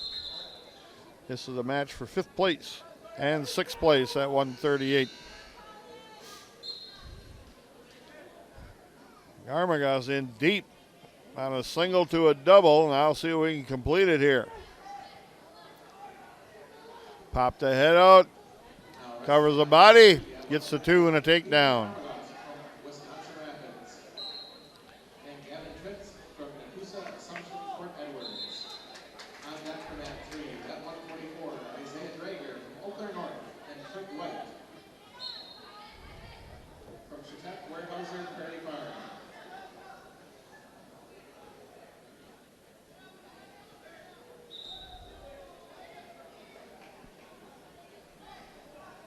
Still riding is Armagast.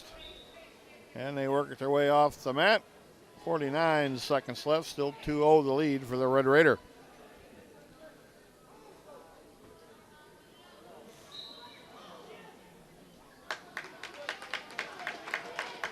Good stop of the first move by Armagast.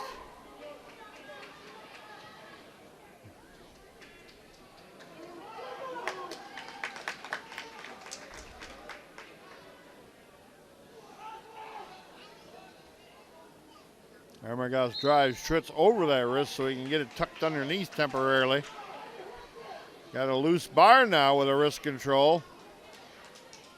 Looking to go out and run it. Straighten him out once. Tritz puts a foot on the mat. And Tritz goes over. Armagast has got him on his shoulders here. This is deep trouble for Tritz. That looks pretty tight. Ref trying to get a better position to see. End of the period. Time runs out. 3 near fall. Armagast. Wow, that was close. Armagast's choice. He defers. Tritz's choice. He's going down. 4-1 the lead for the Red Raider.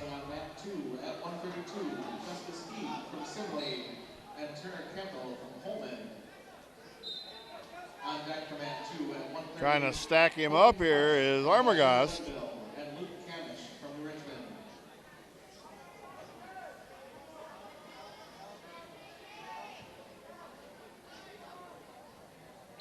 Armagast with a forward roll.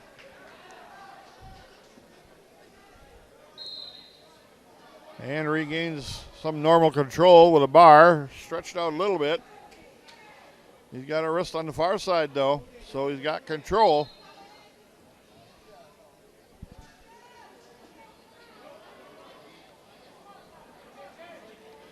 Tritz in a sitting position here.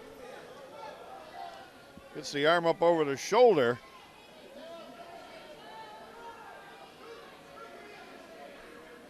He's got it pinned on the mat with his shoulder now. Let's see if Armagast can get it back. There he does. Just under a minute left. 5-0 the lead for the Red Raider.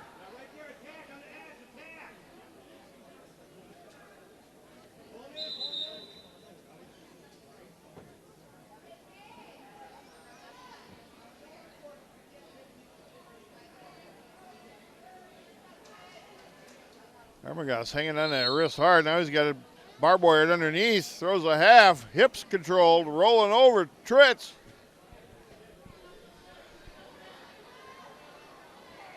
Three near fall for Armagast.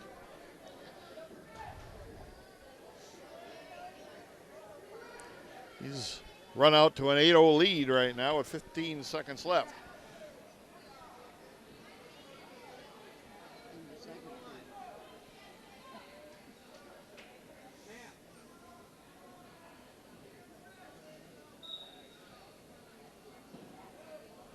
End of 2. Armagast up by a major decision, 8-0. He takes the bottom to start the third.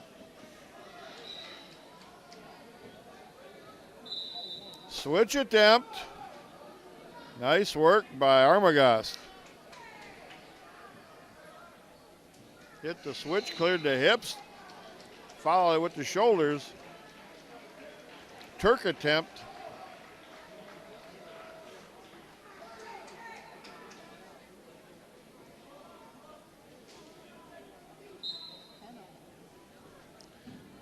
Minute and a half left and a 10-0 lead for the Red Raider. Now wrestling on mat 4 at 138, Jonah Bird from Oakland North and Brody Lammers from Rice Lake. On deck for mat 4 at 144, Alex Sundermeyer from Abbotsford Colby and Ramsey Zagiri from Kakana.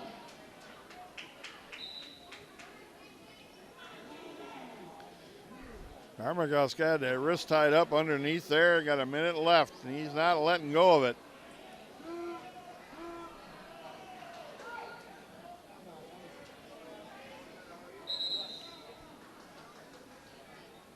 Tritz now trying to hit a switch. Armagast catches the trailing arm, takes him back to the mat on his chest. Got a bar on the right side.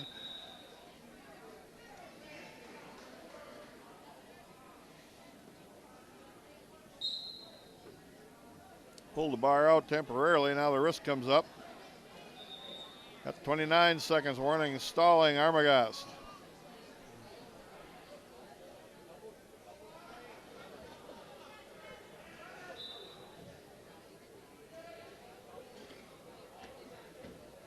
Caution, Armagast. Improper hand position on the start.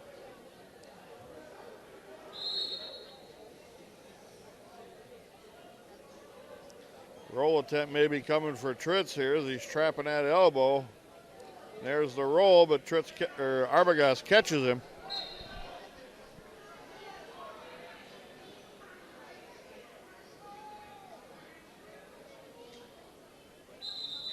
Hayden Armagast, he's going to finish in 5th place with a 10-0 major decision victory at 138 pounds.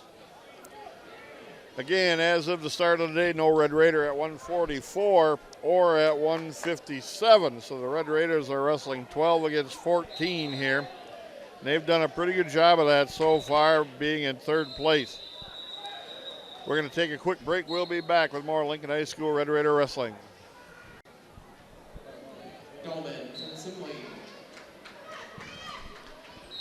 Wrestling at 150 pounds for 5th place, Colin DeGroot out of Kokona against Mason Tritz, your Red Raider.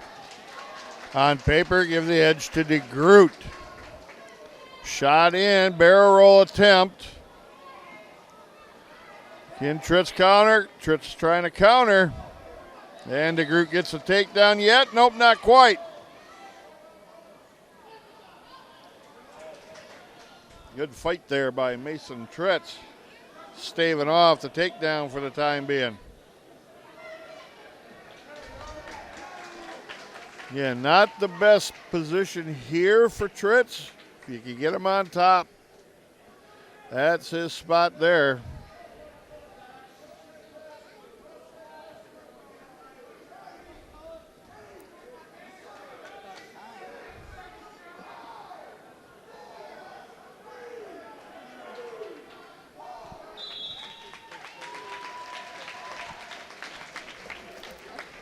This is a match for 3rd place here, I stand corrected.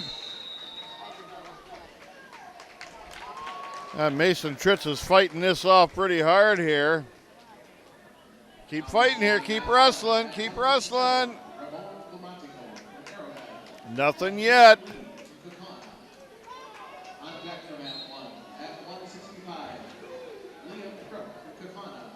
There, he got a takedown finally. Tritz gave him all he can handle for that.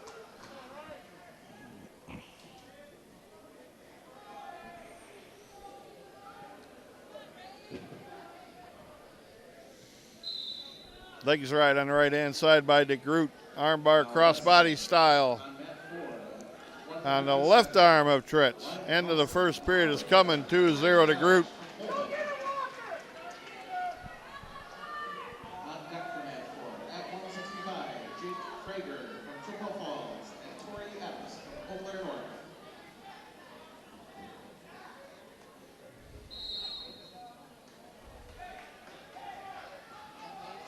DeGroot's choice, he deferred. Mason Tritz took down to start the second period.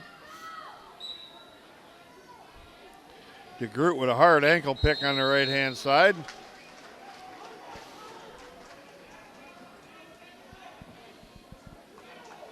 Armbar on the left side by DeGroot.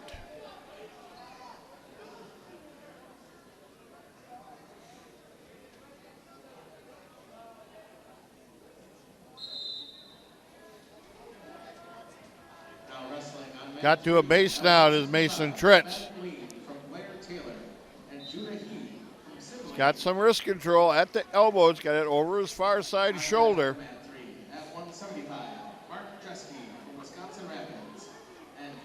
And DeGroot pulls it in, trying to lock up a cradle. He switches back to a conventional ride.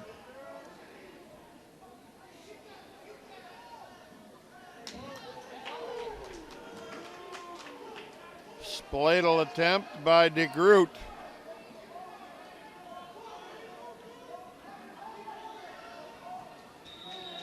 And they stop that, potentially dangerous.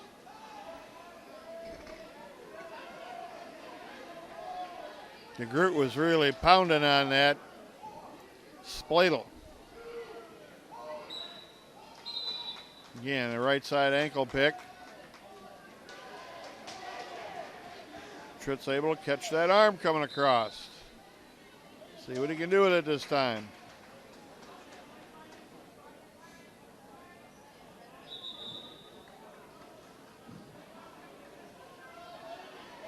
Tritz is able, going to come out here and get the reversal. Tie the match at 2. Got a cradle. Now take your time here, Mason. You got to make this one right. Catch that foot and run it right up towards his head.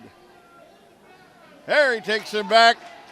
Knee on the side, near fall, coming. Tritz has got him on his back.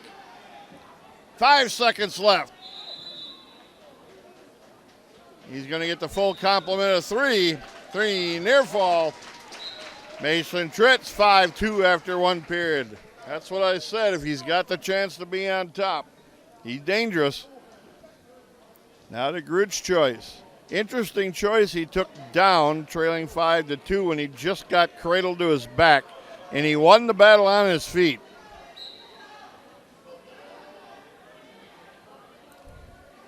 Tritz again looking for a cradle. DeGroot stood right up through it. Mason driving in, got him to a double, sitting on the seat of his step in. DeGroot gives up the position, goes stomach down.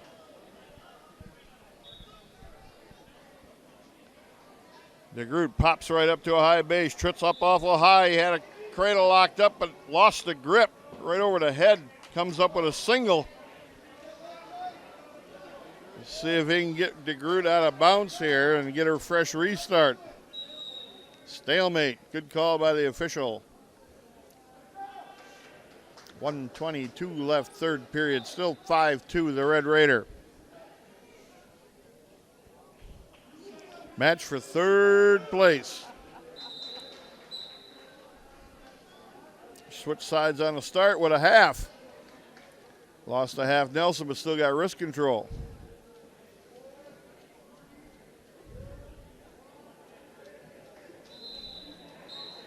DeGroot to his feet. Tritz drops down to a double. Now he's got to work up the body, which he's done. Nice job there by the Red Raider. 1 minute left. Legs ride. Got to flatten him out, which he did. Nice work there. Tritz has got a half. Boy, he's going after DeGroot here. DeGroot picks the half off. 40 seconds left. Tritz trying to lock up a cradle, but can't do that. Gets back in position to control and ride. 30 seconds.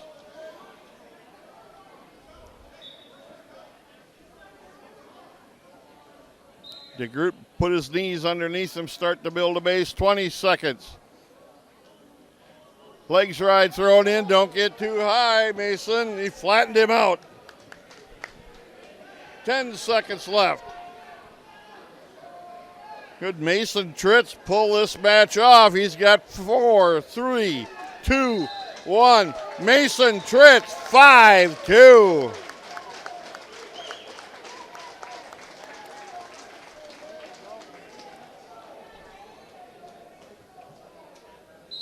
Where did this Mason Tritz come from? I like to see it. That's a pleasant surprise. Nice match. Mason Tritz finishing in third place for the Red Raiders at 150. 157 pounds coming up. No wrestler there for the Red Raiders. We'll take a break. We'll be back with more Lincoln High School Red Raider Wrestling. Championship match at 165. Your Red Raider Bennett Weidman taking on Kaukauna Liam Crook. This will be a dandy match, hopefully, for the Red Raiders. Crook exceptional for Kaukauna. Big, thick, physical, bigger than Bennett Weidman, as is most of the wrestlers. At the weight classes, Red Raiders not down to weight classes yet that they probably will wrestle at for a long time.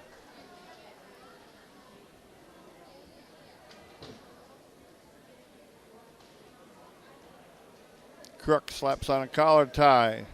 Weidman gets rid of that. At 165, Jake Krager from Chippewa Falls and Tori Epps of Eau Claire North. On deck for mat 4 at 190, Eric Martinez from Slide by and miss, but then Weidman got his foot caught in the mat and went over backwards. Columbus. Able to scramble back up, no harm, no foul.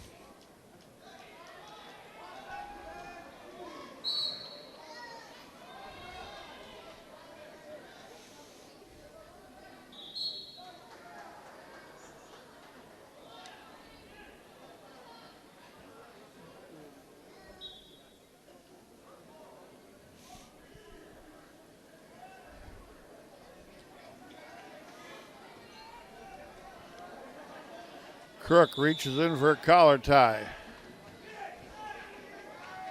Weidman breaks that off. 50 seconds left, first period. 0-0. Both wrestlers feeling each other out, a little cautious.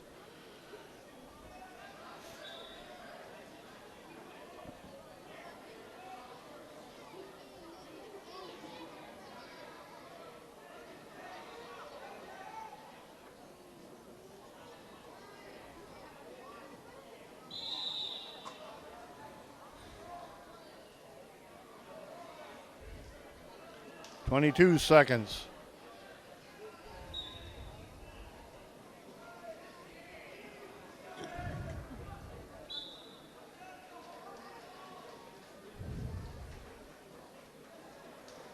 Neither wrestler committing much offense here yet. 2 seconds, 1, and end of the period is here. 0-0 after 1. Weidman and Crook.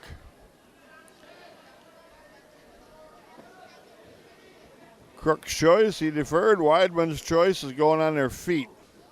They didn't want to be underneath Crook. Crook supposedly very good on top.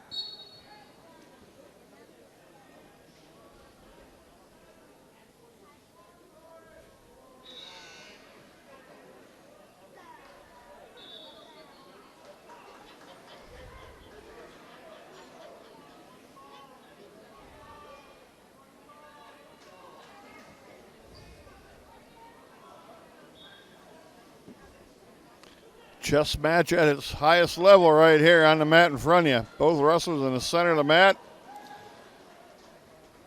Trying to see what type of setup they can put together. Minute 22 left. Ankle pick, missed it by Crook.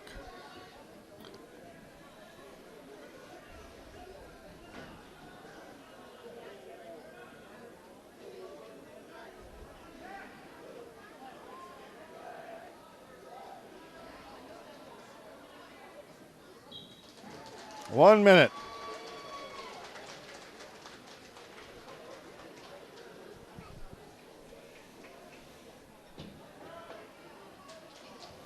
Slide by missed by Weidman. He got stoned with that. 45 seconds. Now wrestling on mat 2 at 165, Jonathan Lambert from Coleman and Tanner Halligan from Weidman with a nice shot. Comes out the backside. 2-point takedown. Get up the body. Nice work. Huge takedown there. Now you got to ride him out here. Crook is powerful. Up to his feet.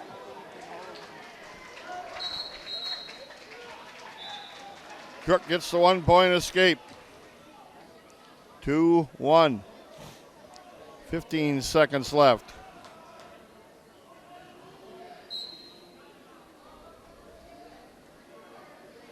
Crook slaps on a collar tie.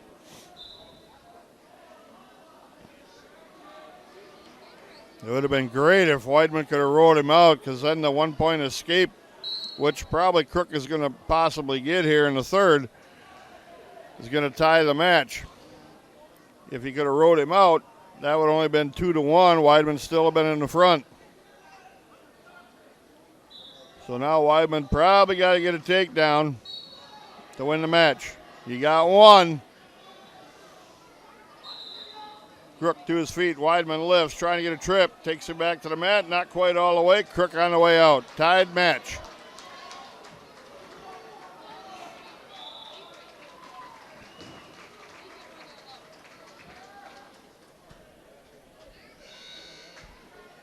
See if we can get Crook into a mistake here. That was kind of half the takedown the first time. Crook kind of missed Weidman coming in. Weidman got almost all the way behind him on the shot in.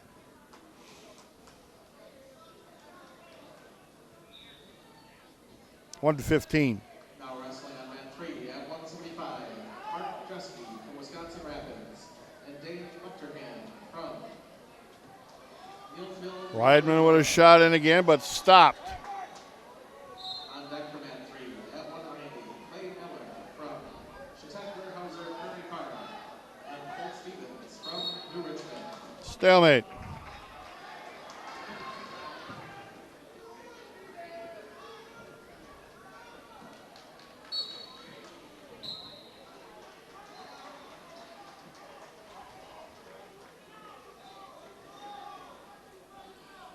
Mark Juski in a match for 5th place against Dane Luchterhan out of Neilsville Greenwood.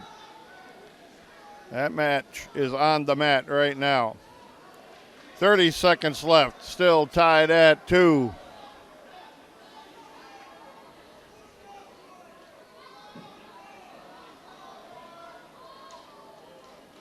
Oh, hard shot in by DeGroot, or by Crook. And he got a takedown. 10 seconds left. Trying to get out of bounds, get a fresh restart. 4-2. DeGroot with one impressive shot. 4 seconds left. 4-2. Weidman trails.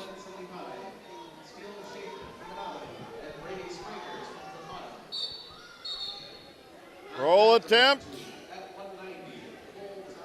Improper starting position. Caution on Crook.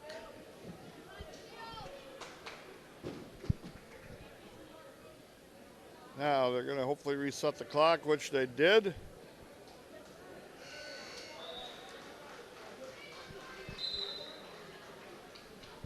Four seconds, not a lot of time, but almost just enough. Hard stand up. And Crook will just run. 4-2. Heck of a match there by both wrestlers. Or 4-3, excuse me.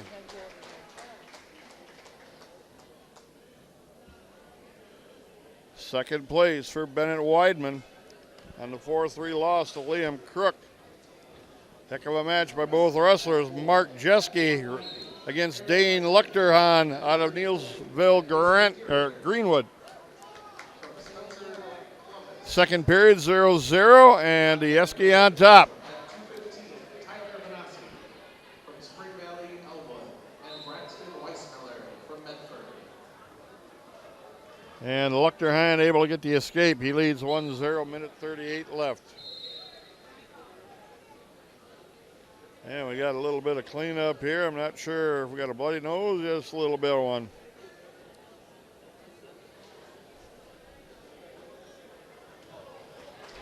That was a heck of a match by Bennett Weidman there. He had a takedown that he completed, and Liam Crook took one really good hard shot and was able to complete that one. Pretty even up. Now wrestling on mat 1. Maybe you may see it again later on down the road, hopefully. Maybe, we'll see. Husky getting cleaned up, got the nose plug in.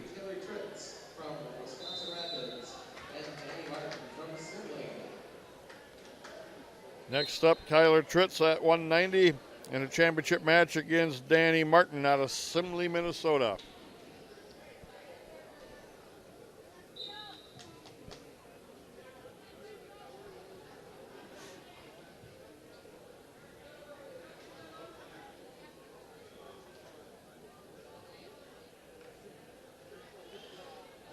.112 remaining, 1-0 Luchterheim.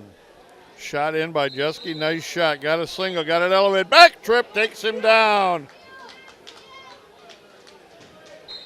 Nice work, Jeske, 2-1 the lead now, 55 seconds left, he goes to work on top.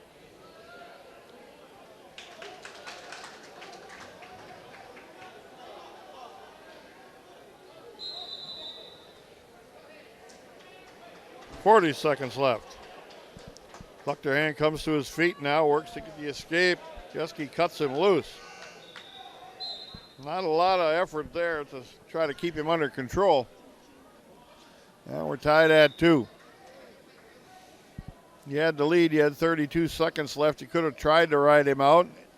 If you got in trouble, you still could have gave up the 1. But you didn't give yourself a chance to ride him out.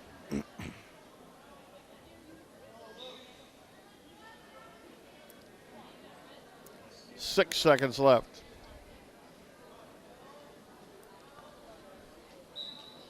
End of the period. Now we'll see whose choice. Jeske's choice. He's going down. Be nice to get out with about 5 seconds left. That'd be ideal. Jeske to his feet. Working on hand control. And Luchterheim takes him out of bounds.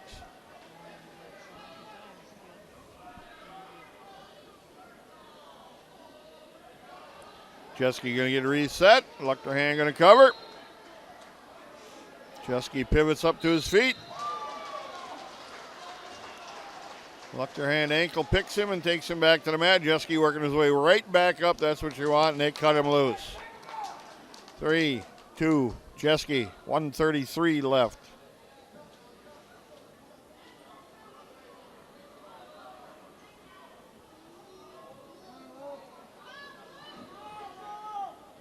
Jeske tried to get a Russian arm tie, but Luchterheim just shucked him on off.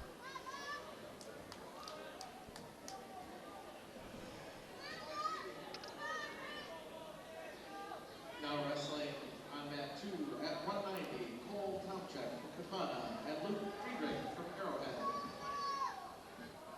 On deck for mat 2 at 285, Matt Dietzman 1 minute. and Andrew Schaefer from Menominee. Body lock, launching pad is loaded, and they're out of bounds. I don't know what Jeske tried. He kind of tried to jump around off his feet. That was right into a body lock by Luchterheim. Don't think we'll put that one in the game plan anymore. 40 seconds left. Jeske still ahead. 3, 2. Coaches, just a reminder. Luchterheim headbutts his way in there on a hard shot, got it elevated. Wrestling balance to the head table.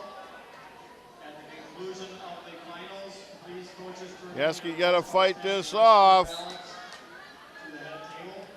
Keep wrestling here. And they go out of bounds. Good fight by Husky there. 10 seconds left.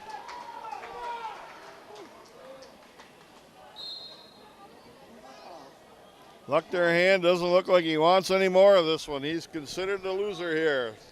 3-2, Husky.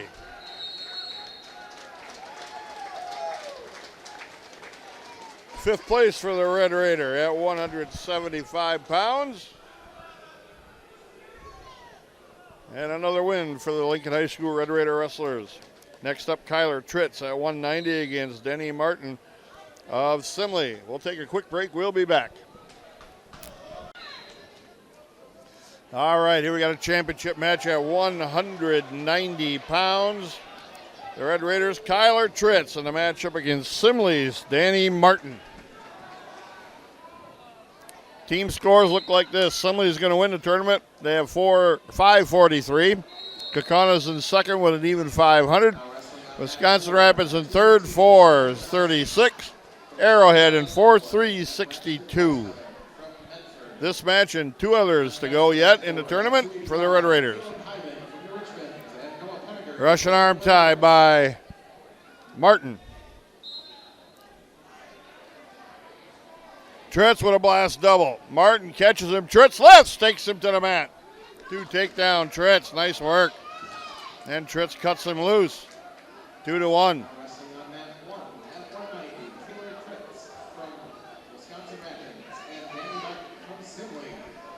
A little sweep shot missed by Tritz. Tritz trying to go inside again, and when he stood up to back out, that's when Martin dove in. You got to protect yourself that way. These Simley guys will keep pressure on all the time. They don't ever back off.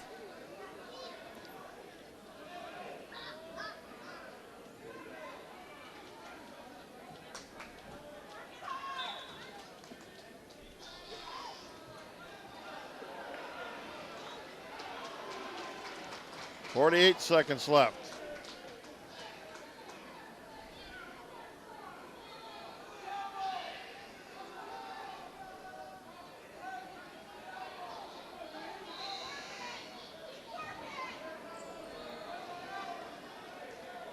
Underhook by Martin. Tritz tried to go underneath it. Martin catches him in a cow catcher. Double underhooks.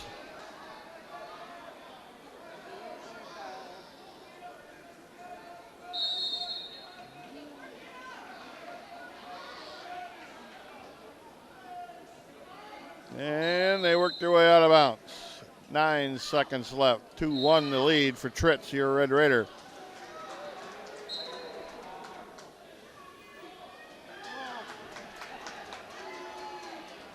Tritz with a shot in, but got caught by Martin. Back trip, tossed by Martin, and in the end of the period, thank goodness. 2-1 the lead. Martin's choice. He exercised it, went down right away. All right. Interesting choice. He knows probably Tritz can't ride him too long. Tritz is not the big rider. So he's going to try to get the 1 point from the bottom to tie the match. Now wrestling on mat 4 at 285. Caleb Hyman from New Richmond and Noah Packer from Eau Claire North. There you go. Tritz just kind of hanging around there for a while and then gives it up. Tie match, 2-2. Tritz with a shot in on an inside single. Take your time and finish it right. Little dump and a trip. Covers him up. 2 takedown, Tritz. Nice work on the edge of the mat. Fought to keep his feet in bounds, and it was just his toes. 4-2. 1:28 left, second period.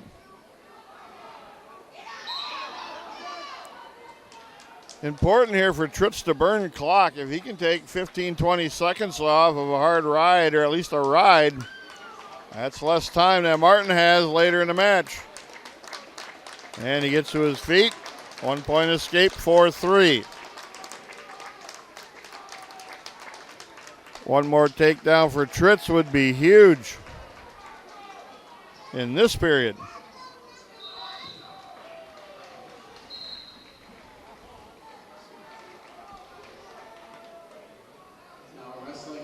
2 at 285, Max Dietzman from Bedford. And Andrew Schaefer from Menominee. Slide by missed.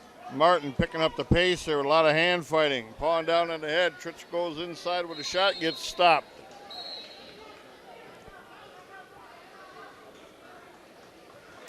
Martin with a reshot as Tritz stood up to back out. Counter, Tritz around the corner. 2 takedown. Nice work by the Red Raider. 19 seconds left. 6-3. That's a big takedown. Now ride him out here. Don't give him a free one at the end of the period. Ride him out.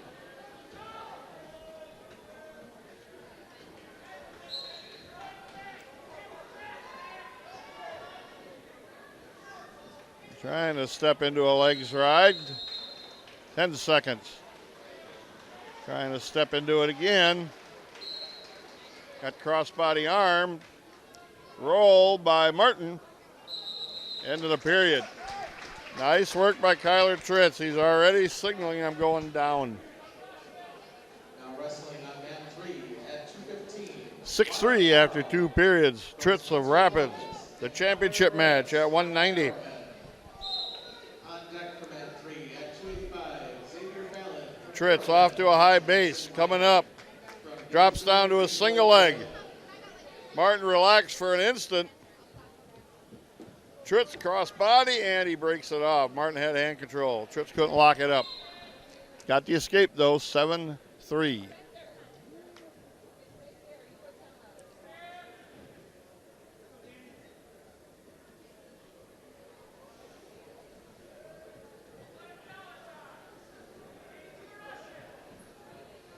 Slide by attempt missed by Martin.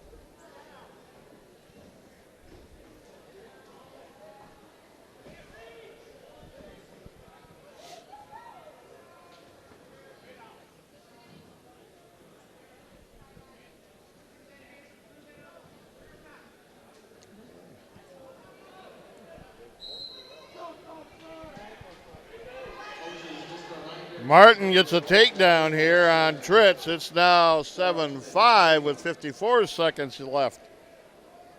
Got an update here, a medical forfeit from Grayson Reimer at 2:15. So he finishes in 4th place.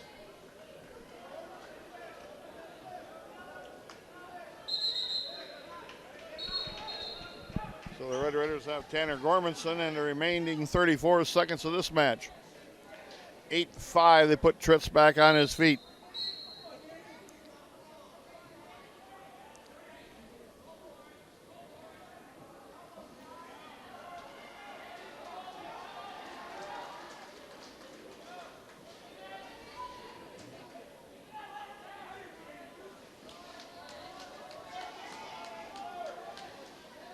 Horning stalling Tritz with 10 seconds left.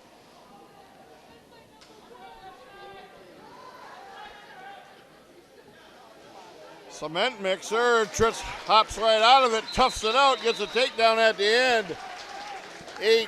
8-10-5. The win and the championship at 190 for Kyler Tritz.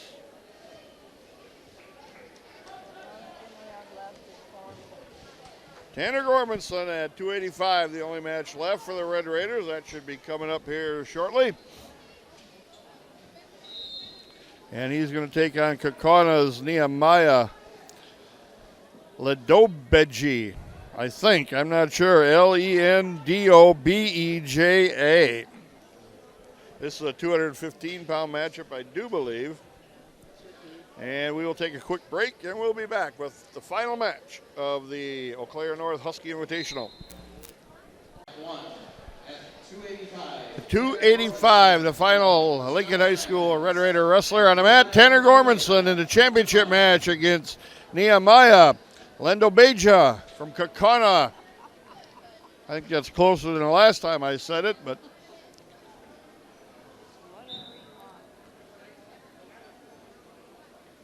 Lendobeja looks to be a pretty decent athlete and probably around the same size as Gormanson, maybe a touch lighter maybe. This is the championship final.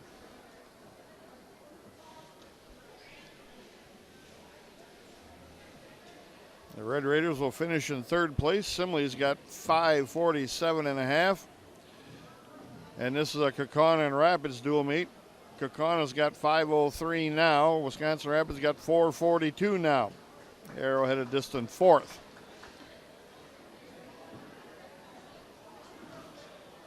Gormanson got to get his elbow down after the underhook. Slide by, nice. 2 takedown Gormanson. That was a sweet slide by ahead. A lot of force with it. Attaboy, keep picking that ankle, flattening him down. Nice job there, Tanner. He's learning how to wrestle, and that's great to see. And off the mat they work. 42 seconds left, 2-0 the Red Raider.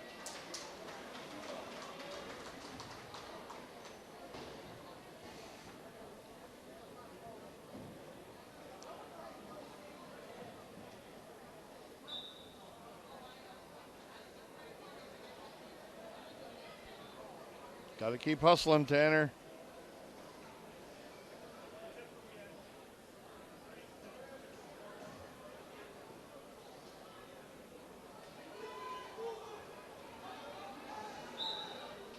Attaboy, stay with him, attaboy. Don't give him the easy one on the edge. 22 seconds left.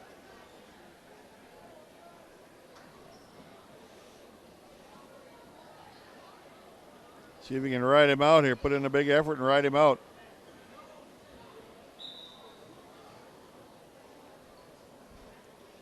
Connor wrestler doesn't do a lot on the whistle, and that's in the favor of Gormanson. He's got the hips to turn and face Gormanson. Don't give it up here, 8 seconds left. Oh, he gives up the reversal to tie the match, 2-2.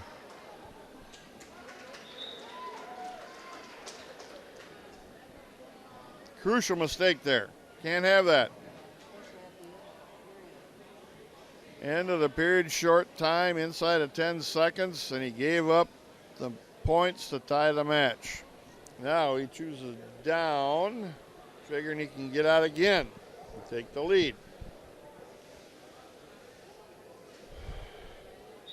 Caution, jumping to start.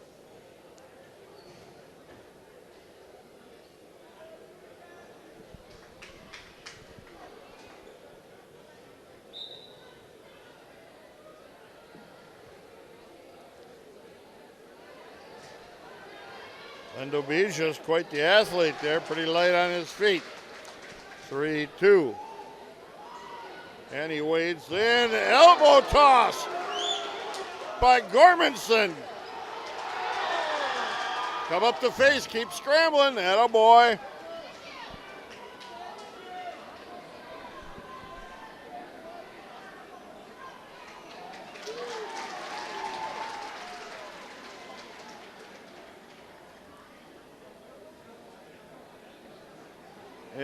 I don't think the score is right. They got it 5-4 on the board now. Well, we'll see.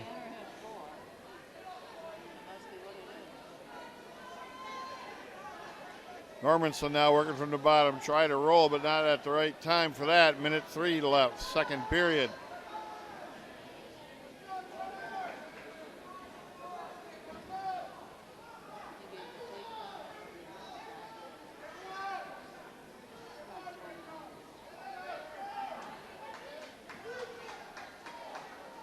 Hey, don't hang down here now, Gormy. That roll ain't there yet. It's not tight enough to you.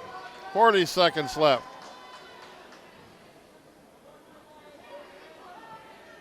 Back up over those knees.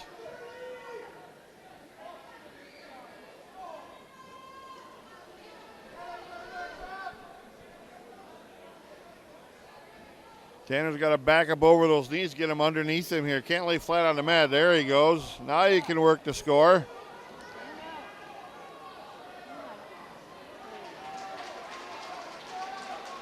Got to do good things when you get there. Now, good things pick the hands apart. Didn't move his feet, stayed still. They were planning in the mat, so that makes it an easy trip. 3 seconds left. We're going to check the score out now.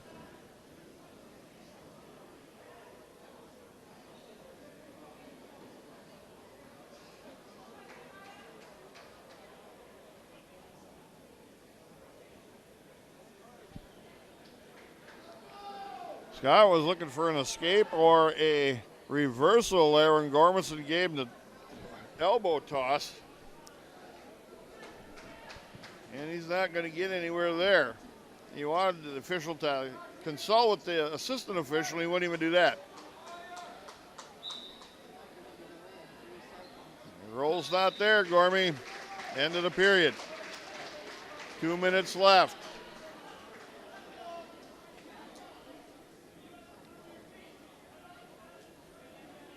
Gorman's been catching an earful from head coach Scott Bennett. He hasn't really done a whole bunch. He's wasted a lot of time on the bottom.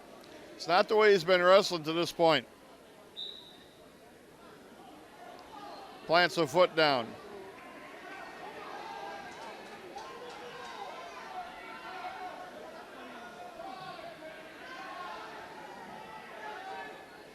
Roll's not there, Gormy.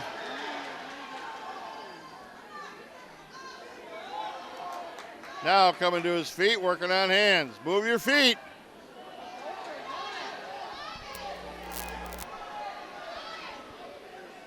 He's trying to hip over when that wasn't there either. 125 left. Build to your base. There you go. Get a foot on the mat.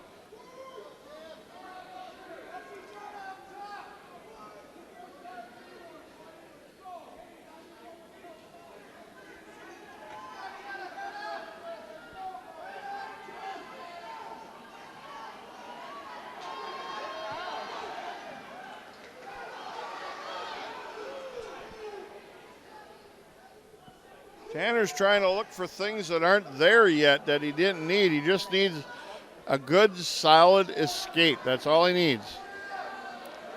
Tie the match. 45 seconds left. They're out of bounds.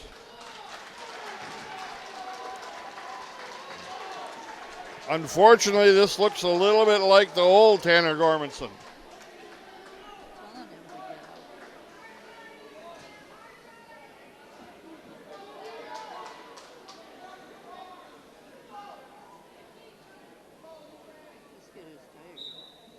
So both of them are tired.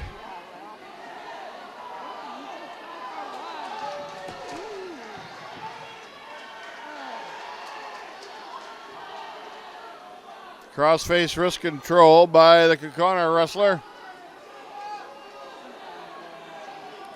Gormanson trying to kick off the top.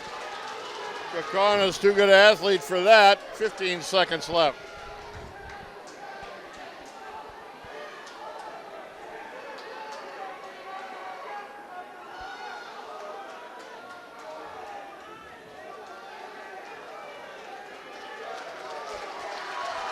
(5-4), Gormanson goes down in the championship match.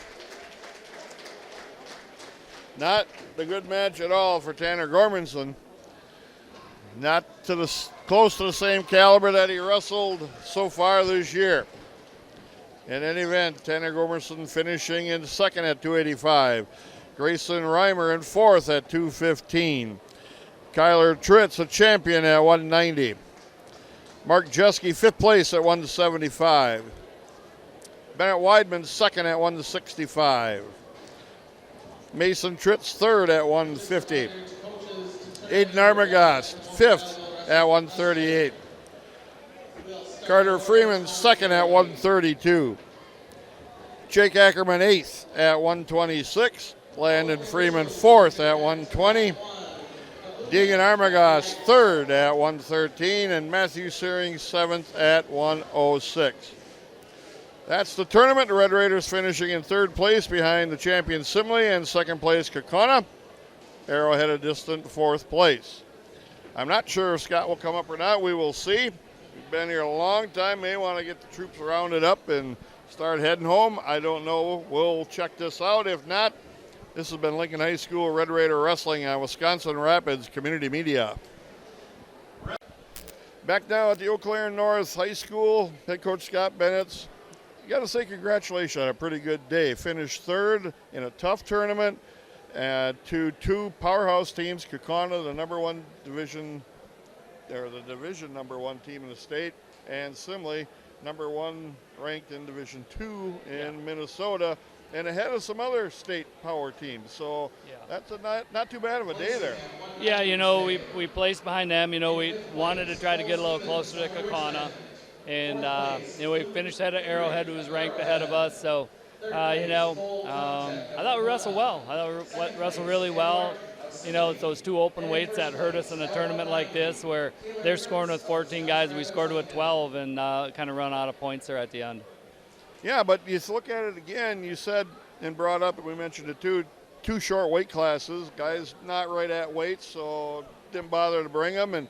But you competed with the top teams, and we're in the fight almost all day long. Oh yeah, we're close. Like I said, we got big goals. We talked about that the other day, right. And we're putting ourselves in spots to wrestle the teams that are going to be down at Team State, and finding out where we fit and seeing them now, so we can make adjustments both in the room and on the mat as far as who's going to.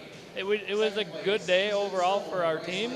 Some painful times, we had some losses and a couple guys got in some pretty deep brackets, but overall I thought we wrestled well. Then you mentioned earlier on JVs wrestled here in this tournament. The 4 or 5 girls that Lincoln has out wrestled in the tournament in the girls' side. So the entire program had a pretty good day here for getting a lot of matches. Yeah, we really did. I think some of those JV guys got 5 matches today. Right. The girls, I think, got 3 or 4 matches. All of them won at least a match. I think everybody but one of our JVs won at least 1, maybe at least 2 matches. So not just our varsity, but just overall, we had a successful day. Nobody got hurt. Our kids get along well, and just we're trending the right way right now. So right, you can see the improvement if you look individually at some of these guys. Throw out the last match for Tanner Gormanson. He's really improved from the last couple of years. It looked not like a good match for him this last one. And some of the other guys, you can see them really competing with the tough kids and that were in their weight classes, and that's a step in the right direction. Yeah, I thought so. Tanner, you're right, his last match was not he ended up second in a good tournament. Right. Probably disappointed we weren't first, though. And hopefully that, kids understand when we talk about that. We see what your potential is. Some guys maybe got 7th today, and that was where we had hoped that they may finish. You look down in there at a Mark Husky fighting and winning a 3-2 match at the end and getting 5th place. Those were points that we weren't sure we would get. So I thought that, for the most part, we're seeing improvement a lot from last week. So thought we just had a lot of improvement. They're doing the things we need to do, and as far as the week goes, beating Marshfield and then placing here, been an awful good week. That's a pretty good week, and you got guys that are placing in this tournament above where they were seated, which is always good. That means either they're better or getting better than what people thought their seeds were, or the seeding is wacky for some strange reason, but that means they're improving. That's good to see.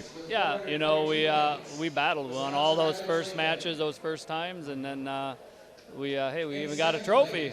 So we ended up, losing a few in that quarterfinal round, and then had a pretty decent semi. But we just, like I said, I don't know if there was a lot of matches that we lost that we should have won. There's probably, there's some. But for the most part, we won a lot of matches that were toss-ups. So, we're getting there. We're on the way. So. Coach, next week you got off during Thursday, so we don't have a match then, and you end up going to the Ed Steck. And unfortunately, we're not going to be able to do that because there's just not a good way to do that tournament down there. You can't see anything really from a camera. But what do you look forward there? Look forward to winning the doggone thing. Coleman has been tough. We're going to see them in a few weeks, but they are not down there. McWanago is not quite as good as they had been the last few years. And then West Salem, who's in our regional, and they were, a team sectional qualifier a year ago. So we get to see them. So the goal would be to get a lot of looks at them, see where we're at, and then do the things that we need to do individually, win that tournament. And nice overnight, this stuff here, getting up on a school bus. And I got to school at 4:45 this morning. I'm going to get home about 10 o'clock. Those are long days. Where the Ed Steck, it is a nice one. We get out of the afternoon of school. We get down there, we get kind of settled in, wrestle a few rounds, get up in the morning, wrestle a few more rounds, and then we're home fairly early. So in that regard, it's kind of a more, it's a nicer format for us, and it's a nice overnight. Our kids get to kind of hang out, and it's a good event for us, and we're excited to get down there. Coach, good luck and congratulations again on a good day today. Bring home that championship in the Ed Steck. We're going to give her a go. That's it for today on Wisconsin Rebs Community Media and Lincoln High School Red Raider Wrestling. For Joyce Bennett, Scott Roosh, cameraman, thank you very much. And I'm Scott Tesh. We'll bring you more Lincoln High School Red Raider Wrestling when we return.